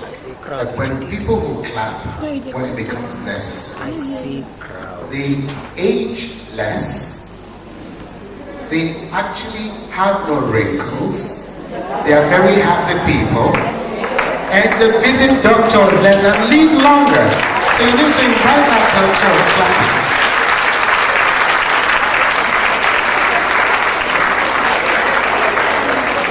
So what I do every day, every morning when I wake up, I clap very much and sweat, and then I go for my morning devotion.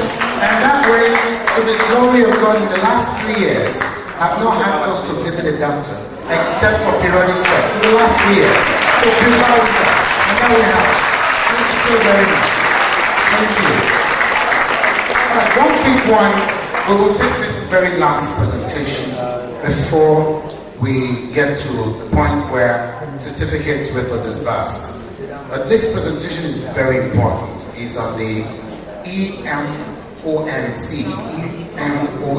training sessions. And to do this, I don't know if Dr. Saudatu Sule from LSTM is here. Is she here? Can we have Dr. Saudatu Sule, please? Just coming for this presentation, and I've been told that it's going to be very thought-provoking.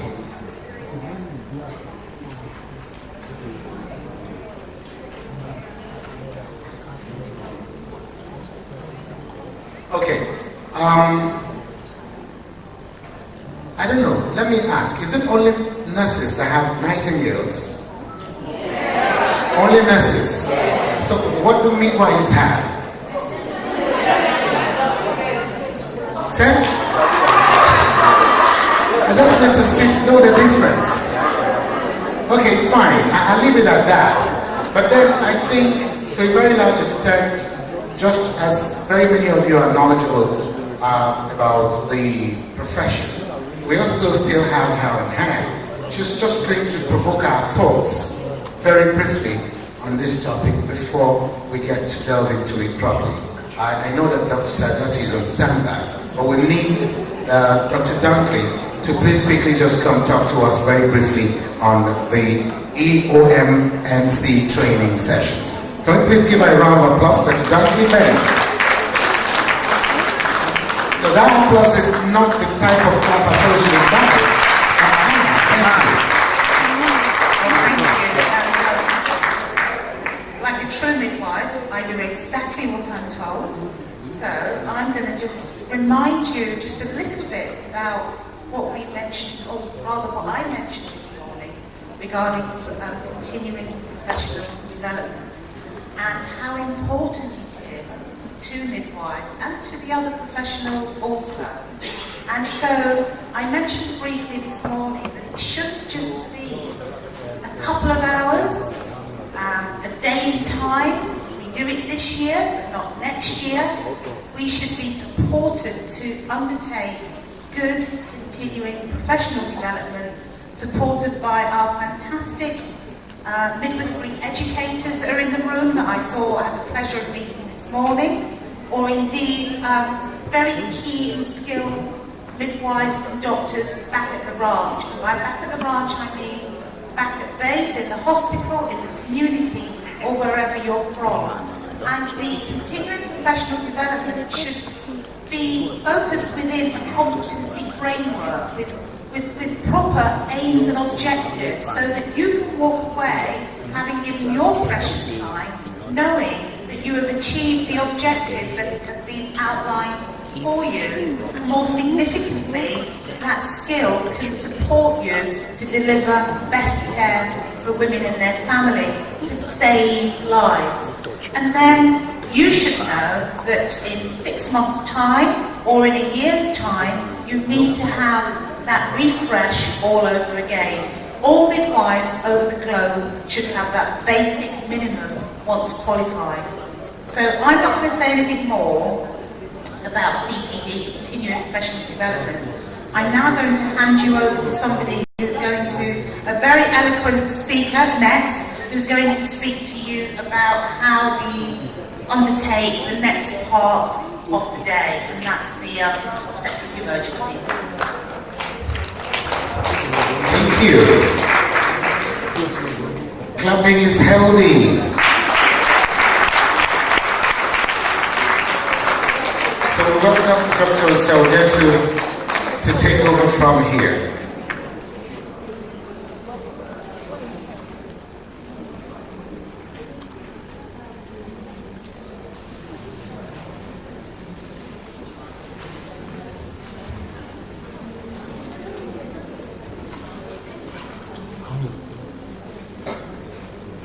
Hello, good afternoon, ladies and gentlemen.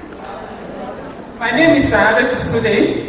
I work for Liverpool School of Tropical Medicine, specifically the Center for Maternal and Newborn Health. And we are facilitating a small taster session on emergency obstetric and newborn care. And we're just going to focus on some few areas, 4 areas to be specific.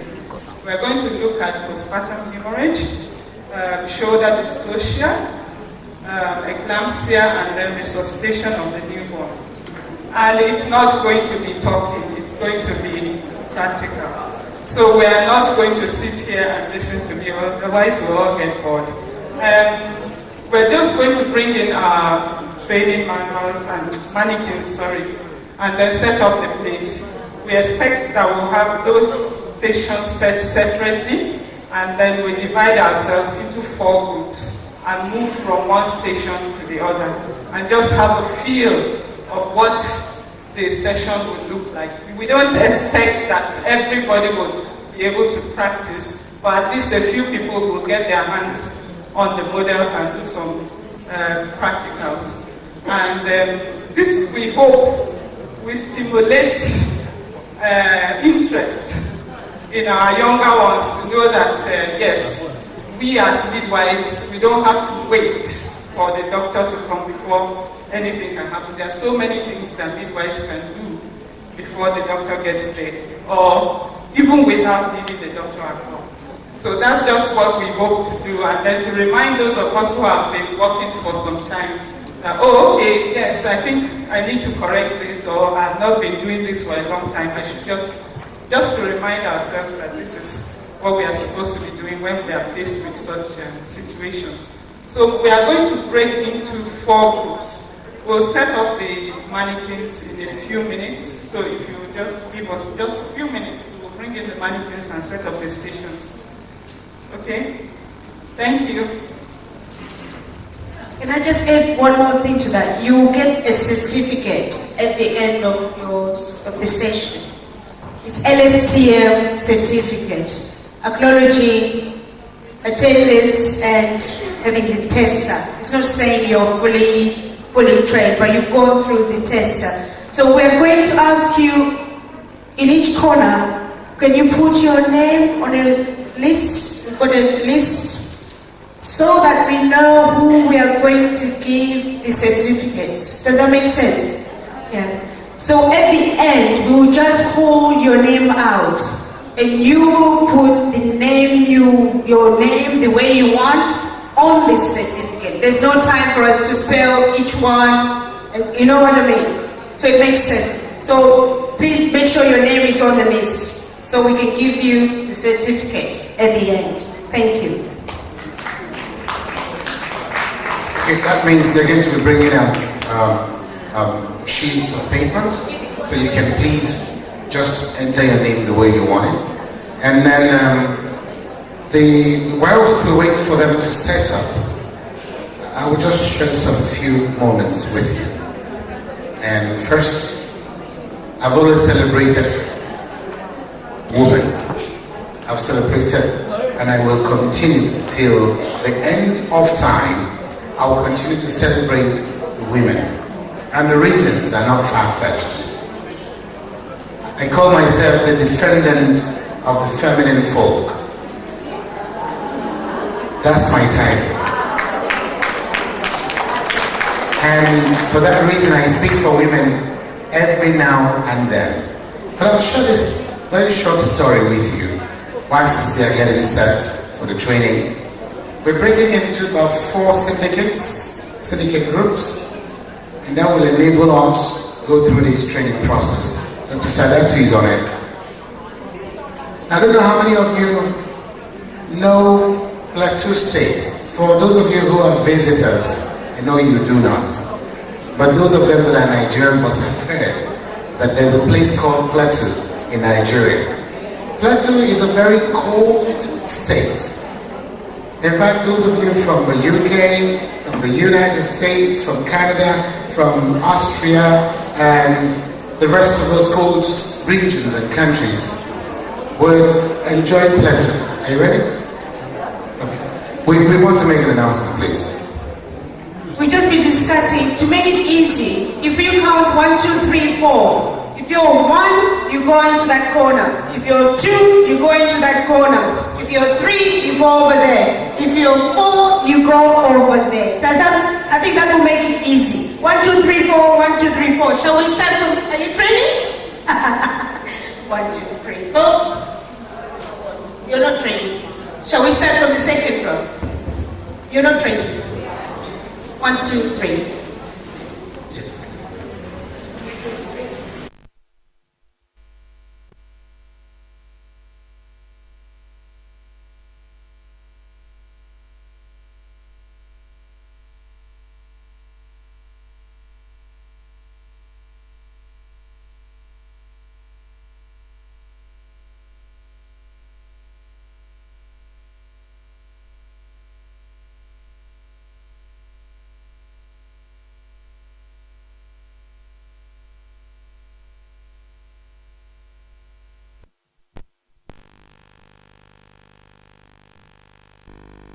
But please carry your conference materials and your bags, your phones with you. 1, 2. Training? You training? 1, 2, 3, 4. 1, 2, 3. 1, 2, 3. Okay. 1, 2, 3. 1, 2, 3. 1, 2, 3. Just go to your corner. Make your way to the corner. What number are you? 1, 2, 3, 4.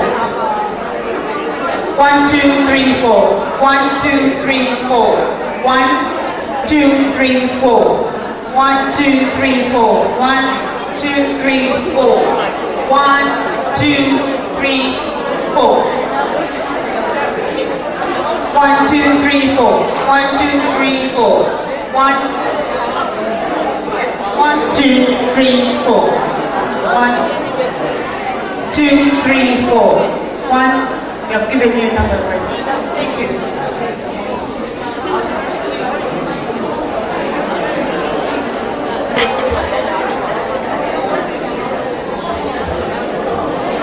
Training? Yeah! 1, 2, 3. 1, 2, 3, 4. 1, 2, 3, 4. 1, 2, 3, 4. 1, 2, 3. 1, 2, 3, 4. 1, 2, 3, 4. 1, 2, 3, 4. 1, 2, 3, 4. 1, 2, 3, 4. Okay. 1, 2, 3, 4. 1, 2, 3. Huh? Did I give you a number? You have a number? Okay. 1, 2. Are you training? Hello? 1, 2, 3, 4. 1, 2, 3, 4. 1, 2, 3, 4. 1, 2, 3, 4. 1, 2, 3, 4. 1, 2, 3, 4. You two. Stop. If you don't have a number by now, just go to one of the corners.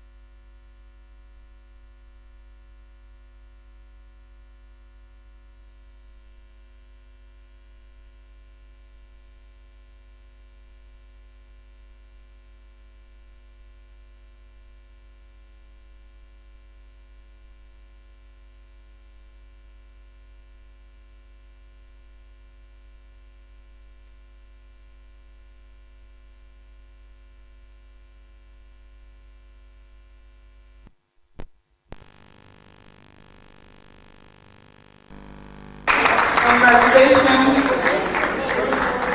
John Rejoice Marshall. Congratulations. Obinna Basilia Chinwe. Congratulations. Andrew Phoebe. Okay, Andrew Phoebe. Congratulations. Where's Andrew Phoebe? Udabo Maria Cornelius. Oye.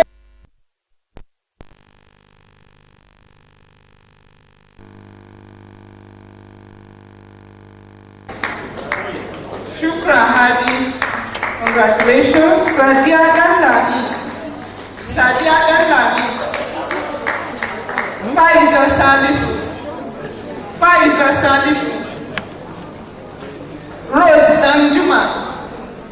Rose Danjuma. Linda Ohiri. Linda Ohiri, congratulations. Helen Olufunke. Helen Olufunke, congratulations. Philomena Imufe. Philomena Imufe, congratulations. Sunday Beauty. She Cheka. Where is Beauty? The beautiful Beauty. Congratulations. Where is Beauty? Look at the beauty. Congratulations. Osi Bosin Olufunke. I hope I'm pronouncing it correctly. Congratulations. Sani Kudirat Bola. Congratulations. Musa Asidi. Musa Asidi. Congratulations. Sapilo Onigwe Patience. Onigwe Patience. Okay, congratulations. Oh, Vigwe, sorry. Aisha to Ahmed. Aisha to Ahmed. Congratulations. Membere Iyere Fimma. Sorry if I mispronounce your name. Congratulations. Ummi Aishat Ilyasu. Ummi Aishat Ilyasu. Congratulations. Anyawu Deborah. Congratulations. Shitabe Oluwabomi. Congratulations. Mary Ebedi. Congrats. Okoronko Tina.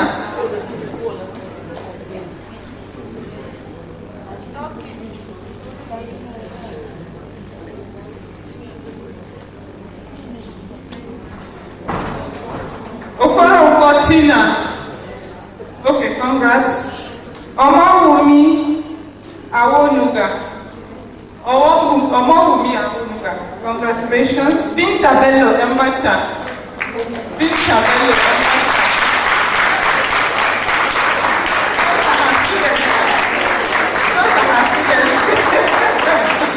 Congratulations. Johnson Patience. Akinde Adeyemi Joy.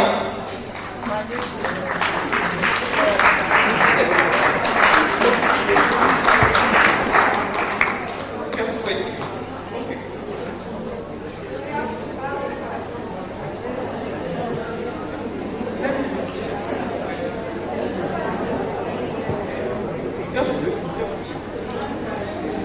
Talatu Haruna Maga. Talatu Haruna. Congratulations.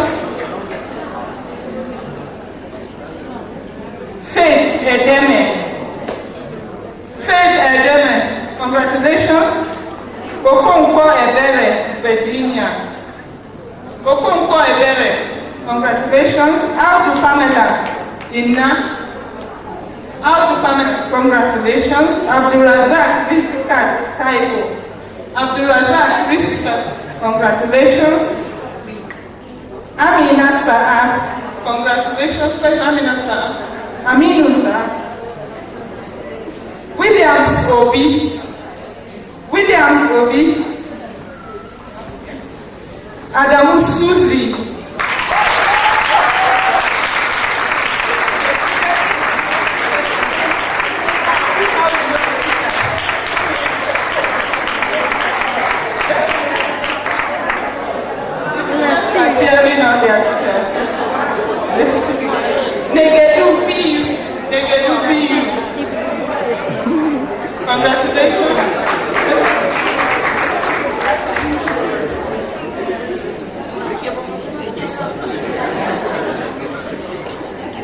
Okay, the representative of 11 schools that have been presented with those kids should please come out quickly. The UNFPA rep will be standing by that corner, and you just get to say something to him very briefly, please. We'll continue with the presentation of certificates.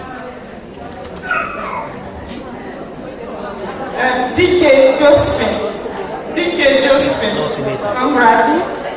And Warren Bernardine.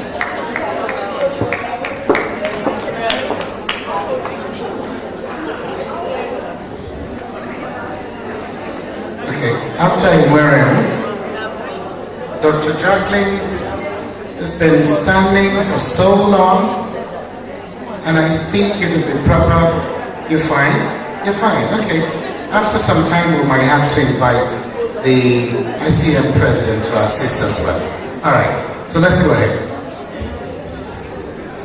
Okay, Odu Bemishona, Eniola, congratulations. Mwadike, Juliana, congrats.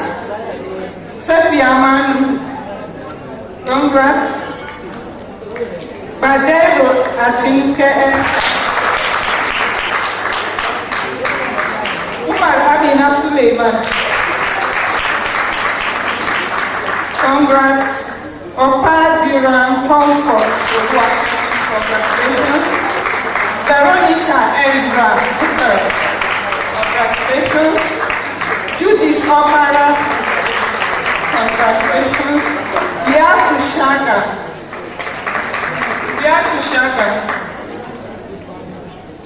Kate Matthew. Congratulations. Zuhaira Mohammed Garba. Congrats. Zuhaira Mohammed Garba with the baby. Akinjobi Victoria. Congratulations. Christiana Walker. Okay, congratulations. Saada to Saidu. Who is Saada to Said? Saada to Said is not here. I'm particular because that's my name. Who is Saada? Oh, my name is Saada. Anekwe Deborah.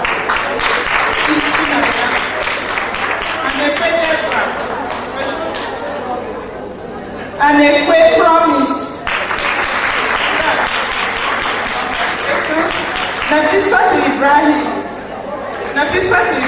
congratulations. Maria Okeke.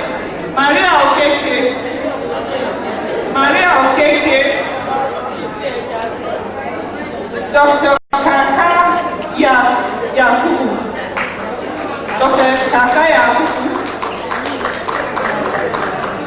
Engineer Hashidu.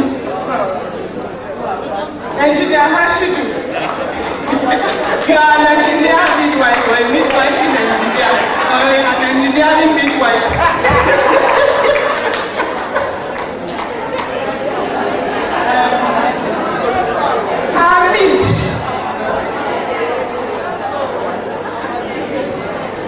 Hamid Lada. Are you also an engineer? Engineering midwife. This Sarah D. Kamate. Comfort Gideon, congratulations. Bukola Oyebola.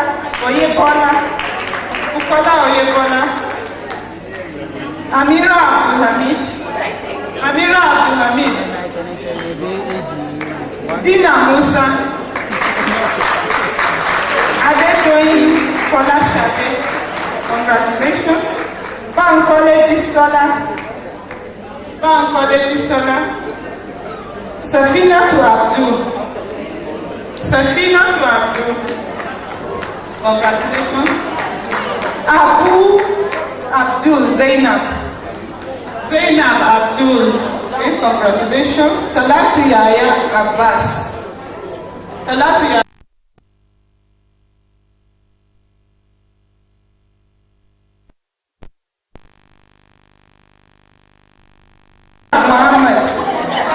Zainab Muhammad.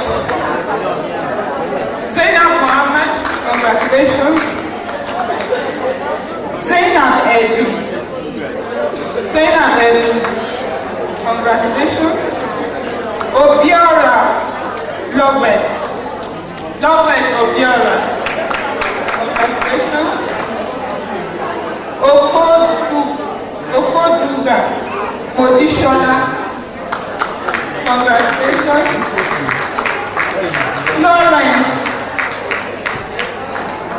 Florence Dogunte.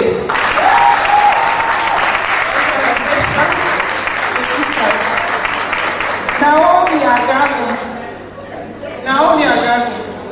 Congratulations. Victoria Tufa. Congratulations. Odinke Mary Maria Odinke Mary.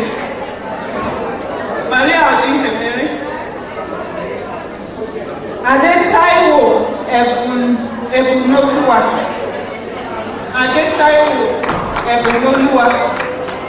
Congratulations. Mrs. Kayode Olufunke Oluwase.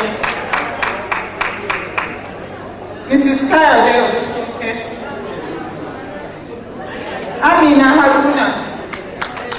Congratulations. Oluwatosin Olafusi.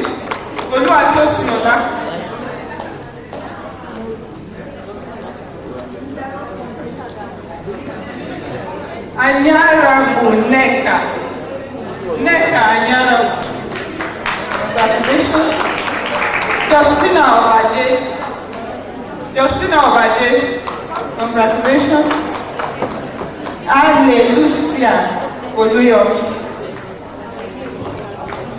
Lucia Oluyomi.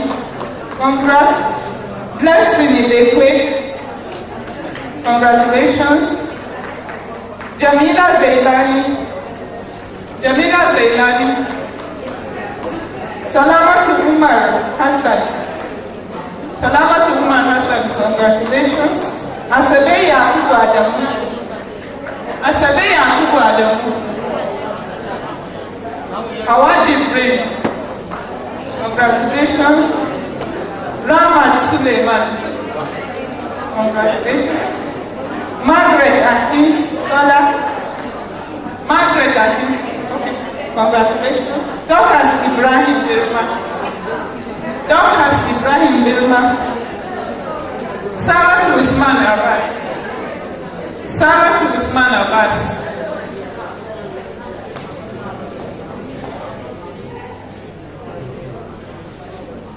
Kuluwa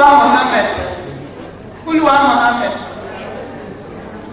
Audu Oiza Rukayat. Congratulations. Isaac Yeyedu. Anadu Nneka.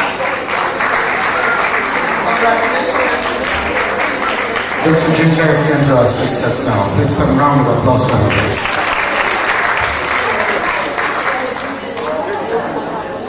Is Nneka out? Yeah, okay, congratulations. Patricia Istikov. Omobola Oluwaseyi. Congratulations. Victoria Odumu. Congratulations. Adam Amamaya. Congratulations. Dr. Veronica Iwago. Dr. Veronica Iwago. Congratulations. Ruth Bosele Daniel. Congratulations. Odiri Chukwu Chinwe. Okay. Odiri Chukwu Chinwe. Congratulations. Rukayat Shatima. Congratulations. Gaius Ikweabuchi. Olofonyo Victoria. Congratulations.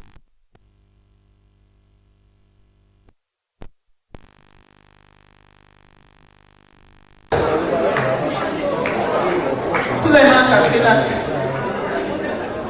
Sidikat Adams. Congratulations. Udo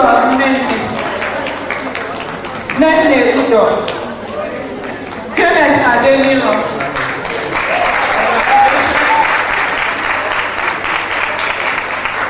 Flora Chika Mnele. Flora Chika Mnele. Congratulations. Halima Bahago. Halima Bahago. Congratulations. Peter Edi. Peter Edi. Mariana Alkani.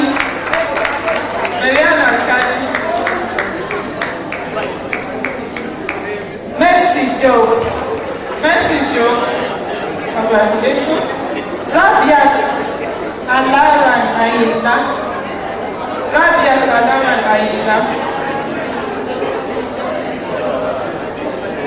Mwachi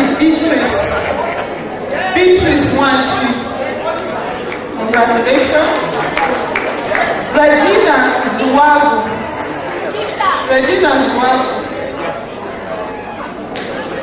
Magdalene Dakwa. Congratulations. Ambode Modupe Matilda.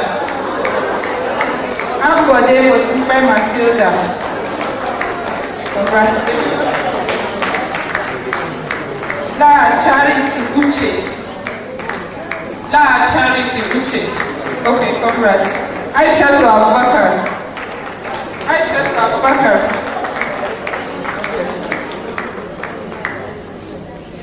Gloria Egbeji. Congratulations. Rachel Kwange. Congratulations. Osai Agnes Ebere.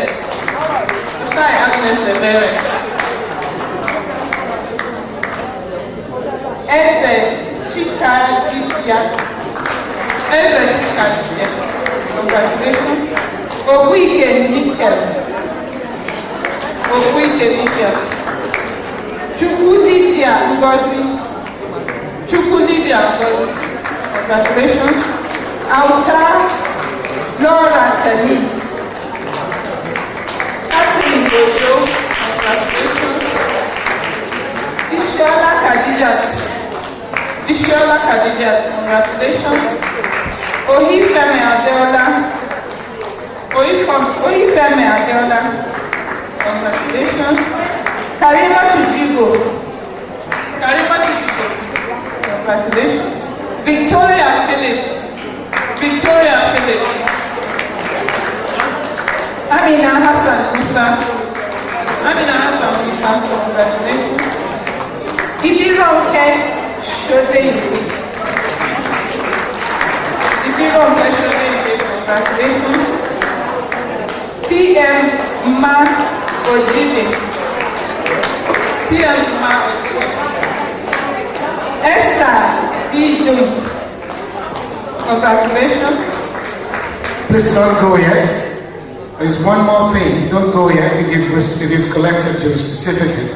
We just want to plead with you to spare us the next couple of seconds and we'll be leaving this hall for lunch. Just be patient, please. Thank you. Esther. Sarah Tugarba Abdullahi. Congratulations. Eunice Okafor. Congratulations. Sarah to Usman Makiera. Congratulations. Abdullahi Khadijat.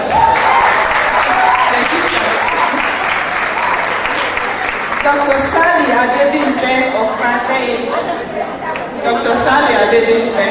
Congratulations. Omage Grace Titilayo. Abiola Ajibola.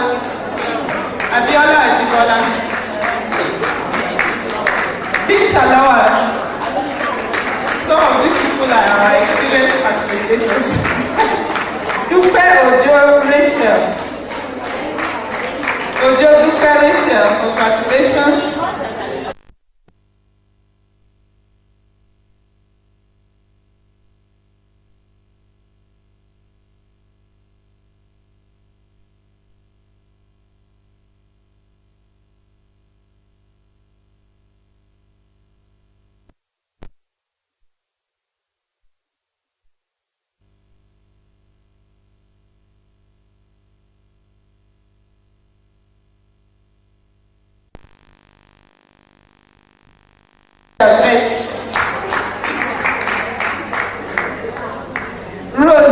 Samuel Agbi.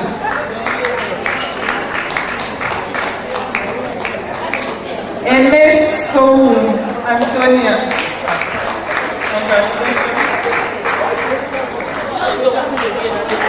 Bisola Amuda. Bisola Amuda. Olotu Glory Odunayo. Olotu Glory Odunayo. Adamu Awatanko. Congratulations. Dembo Benjamin Anina. Honor Joy Kim.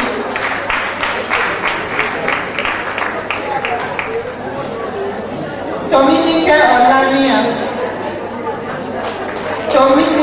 Dominique Olania. Ekema Chinyere.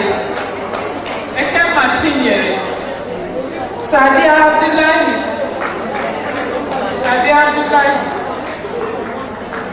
Congratulations.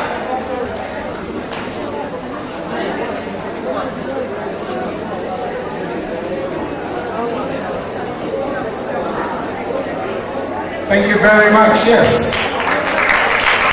Thank you. But let me quickly pose a question. Is there anyone in the hall that's not been presented with a certificate but was registered? Can you raise your hands? Can you come forward? Just come. If you've not been presented with a certificate, just come and line up so that they can present to you.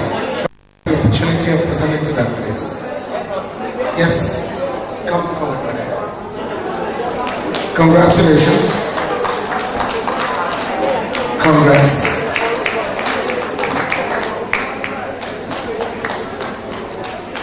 Congratulations.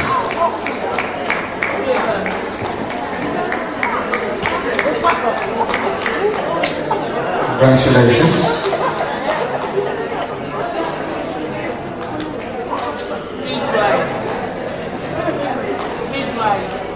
That's all? Thank you. All right. This is what we're going to do just as we prepare to close. Meanwhile, Madam Rose Igwe, Iba. Agbi, I beg your pardon. Yes, I'm so sorry. She has just one big announcement to make, straight to the point. Great midwives. Great midwives. I'm standing here to talk about CONAMA. Who knows about Confederation of African Midwives? Raise up your hand if you know about Confederation of African Midwives. I'm happy the president of ICM, the president of the Americas, and others in diaspora, they know about Confederation of African Midwives. The African Midwives Confederation is the association of the midwives in Africa.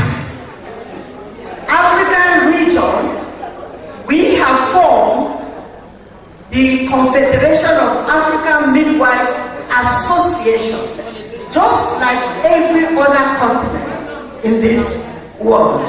So I am now going to tell you that our conference comes up in October this year. It's going to take place on the 17th to 21 of October this year. You are all invited.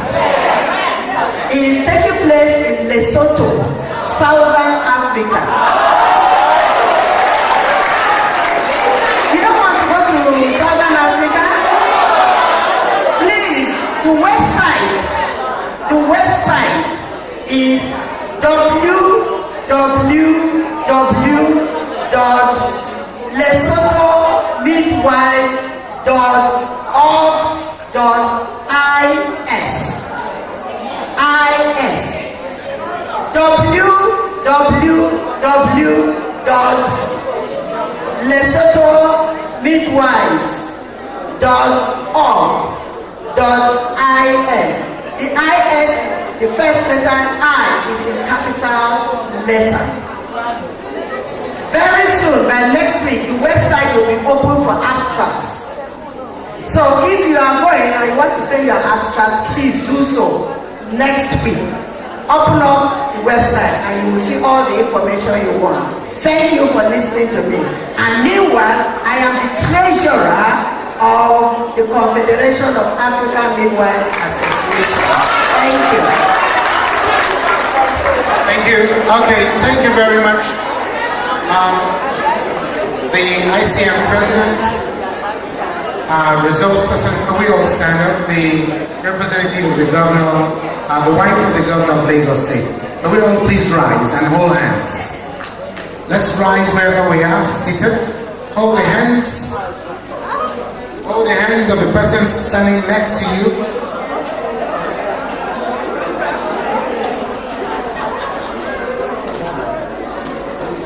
Oh, come on, I need somebody to remind. Can we hold hands now, just like I'm doing here? And then you just raise your hands up and say, I'm proud to be a midwife. I'm proud to be a midwife. One more time. I'm proud to be a midwife. For the last time, I'm proud to be a midwife. Put your hands together for yourselves. Be seated, and we'll take Mrs. Okunuga will move the vote of thanks. That's the director nursing from the Federal Ministry of Health. There's a one round of applause for her, please. She'll move the vote of thanks on behalf of the organizers. Clapping is healthy, you're not clapping.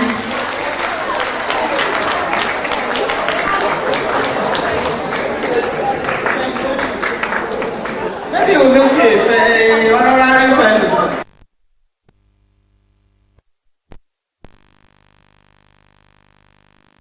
Midwives, because I know most of you are, and we have male midwives now. I'm so happy. Great meet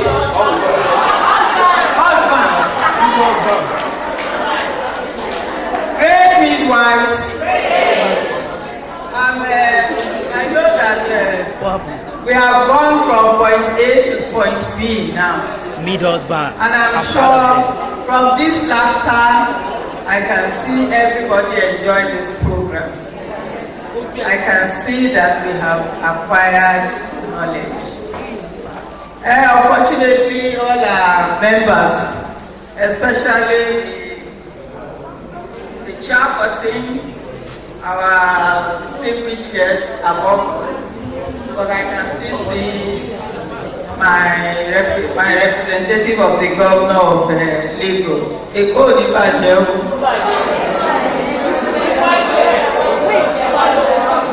Okay. You see, they have modified it. I'm really very excited about this. This our 2-day program. Today, we close up for this program. We have enjoyed the representative of the president's wife, in person of the wife of the House of Rep, the speakers. We have enjoyed the presence of the main actor of this program, because I was there when she was made the Goodwill, the ICN Global Goodwill Ambassador.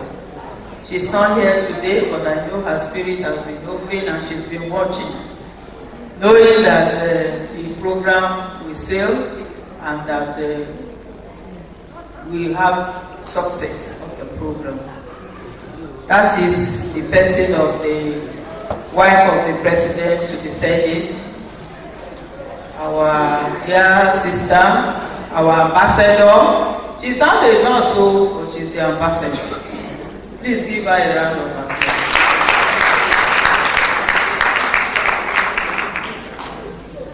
I also want to acknowledge my minister. We've been having some challenges in the ministry, and he has been very busy. He couldn't come, but he sent an able person that could represent him in the presence of the Director of Human Resources. I want to I want to acknowledge the participation of the President of the International Confederation of Midwives, a person of our dear one, who left the shores of Netherlands to be here. I want to acknowledge her presence because it's not easy to cross many shores to be here. Please give her a round of applause.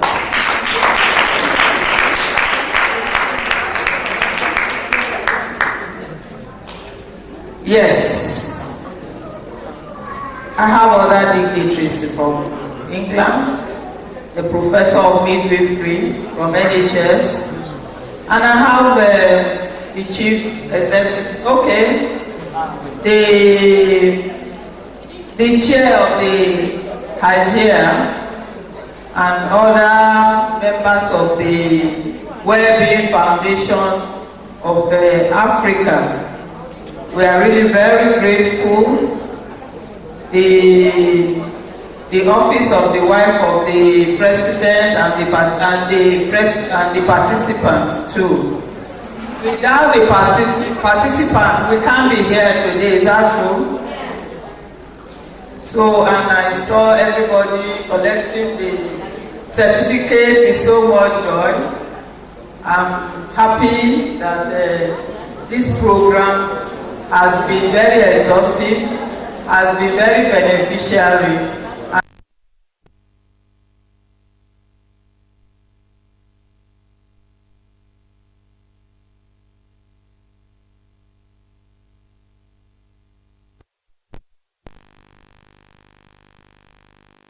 On behalf of the organizers, the sponsors, you can see the sponsors logo.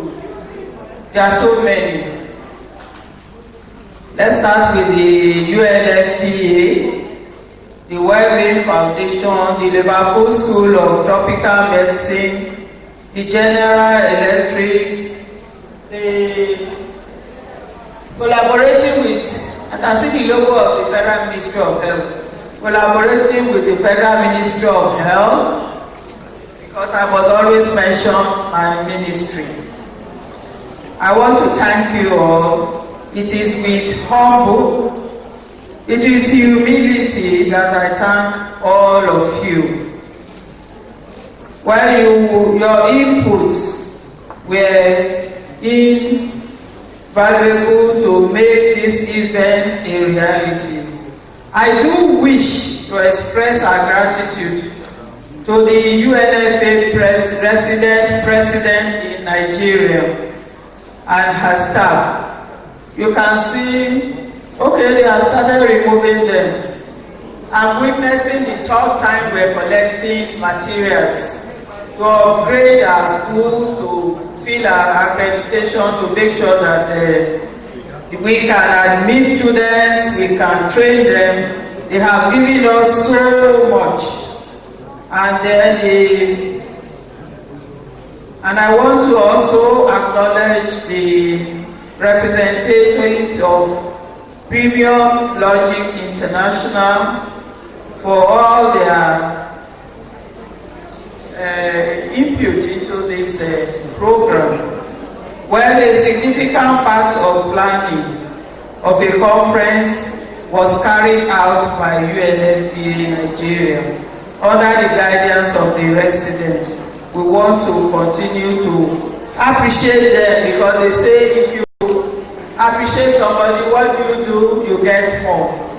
So we want more and more for our schools, apart from training we need in the service area, and we're looking forward to more of this. Well, many others helped. And these are the people from my division, the Nursing and Midwifery Council, and then the Association of Midwives in Nigeria. I would appreciate the president of the chairman of the Midwives Association, because she has put us on high jump, and we have jumped to her request. But then, yes, I'll ask. Well, the success of this program has been acknowledged.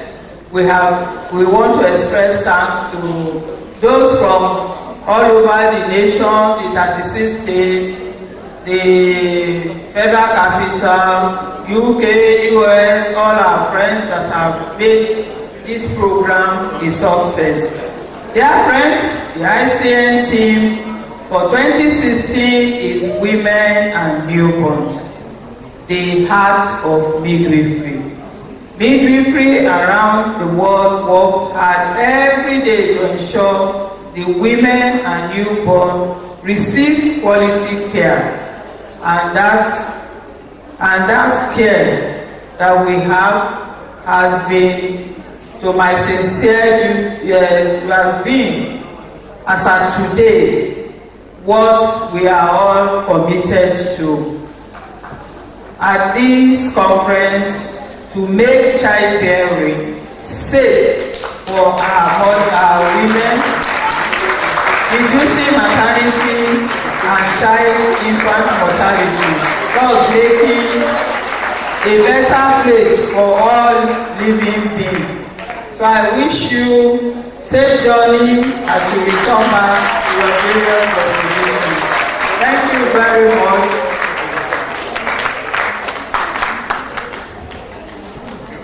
Thank you very much. Lunch is served, but I'd like to invite those of you that are sitting on the front row to please.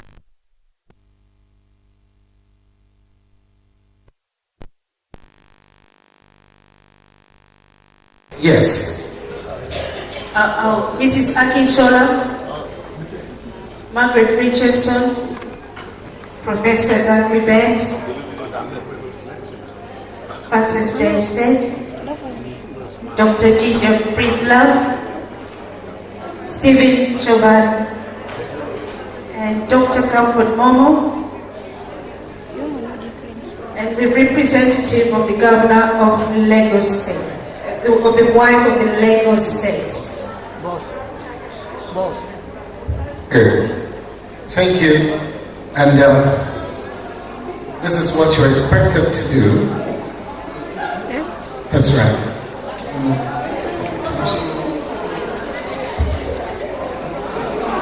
Auntie Myra. They don't close now.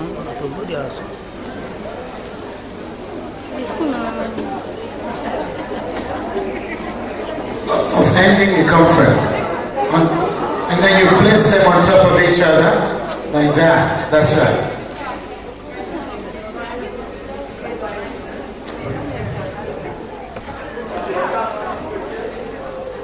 One, two, three, four. Thank you very much. Lunch is served and journey masses. The last hall, as you come out of here, the last hall to your left. Lunch is served. Enjoy your lunch. Everybody. And you have a great day.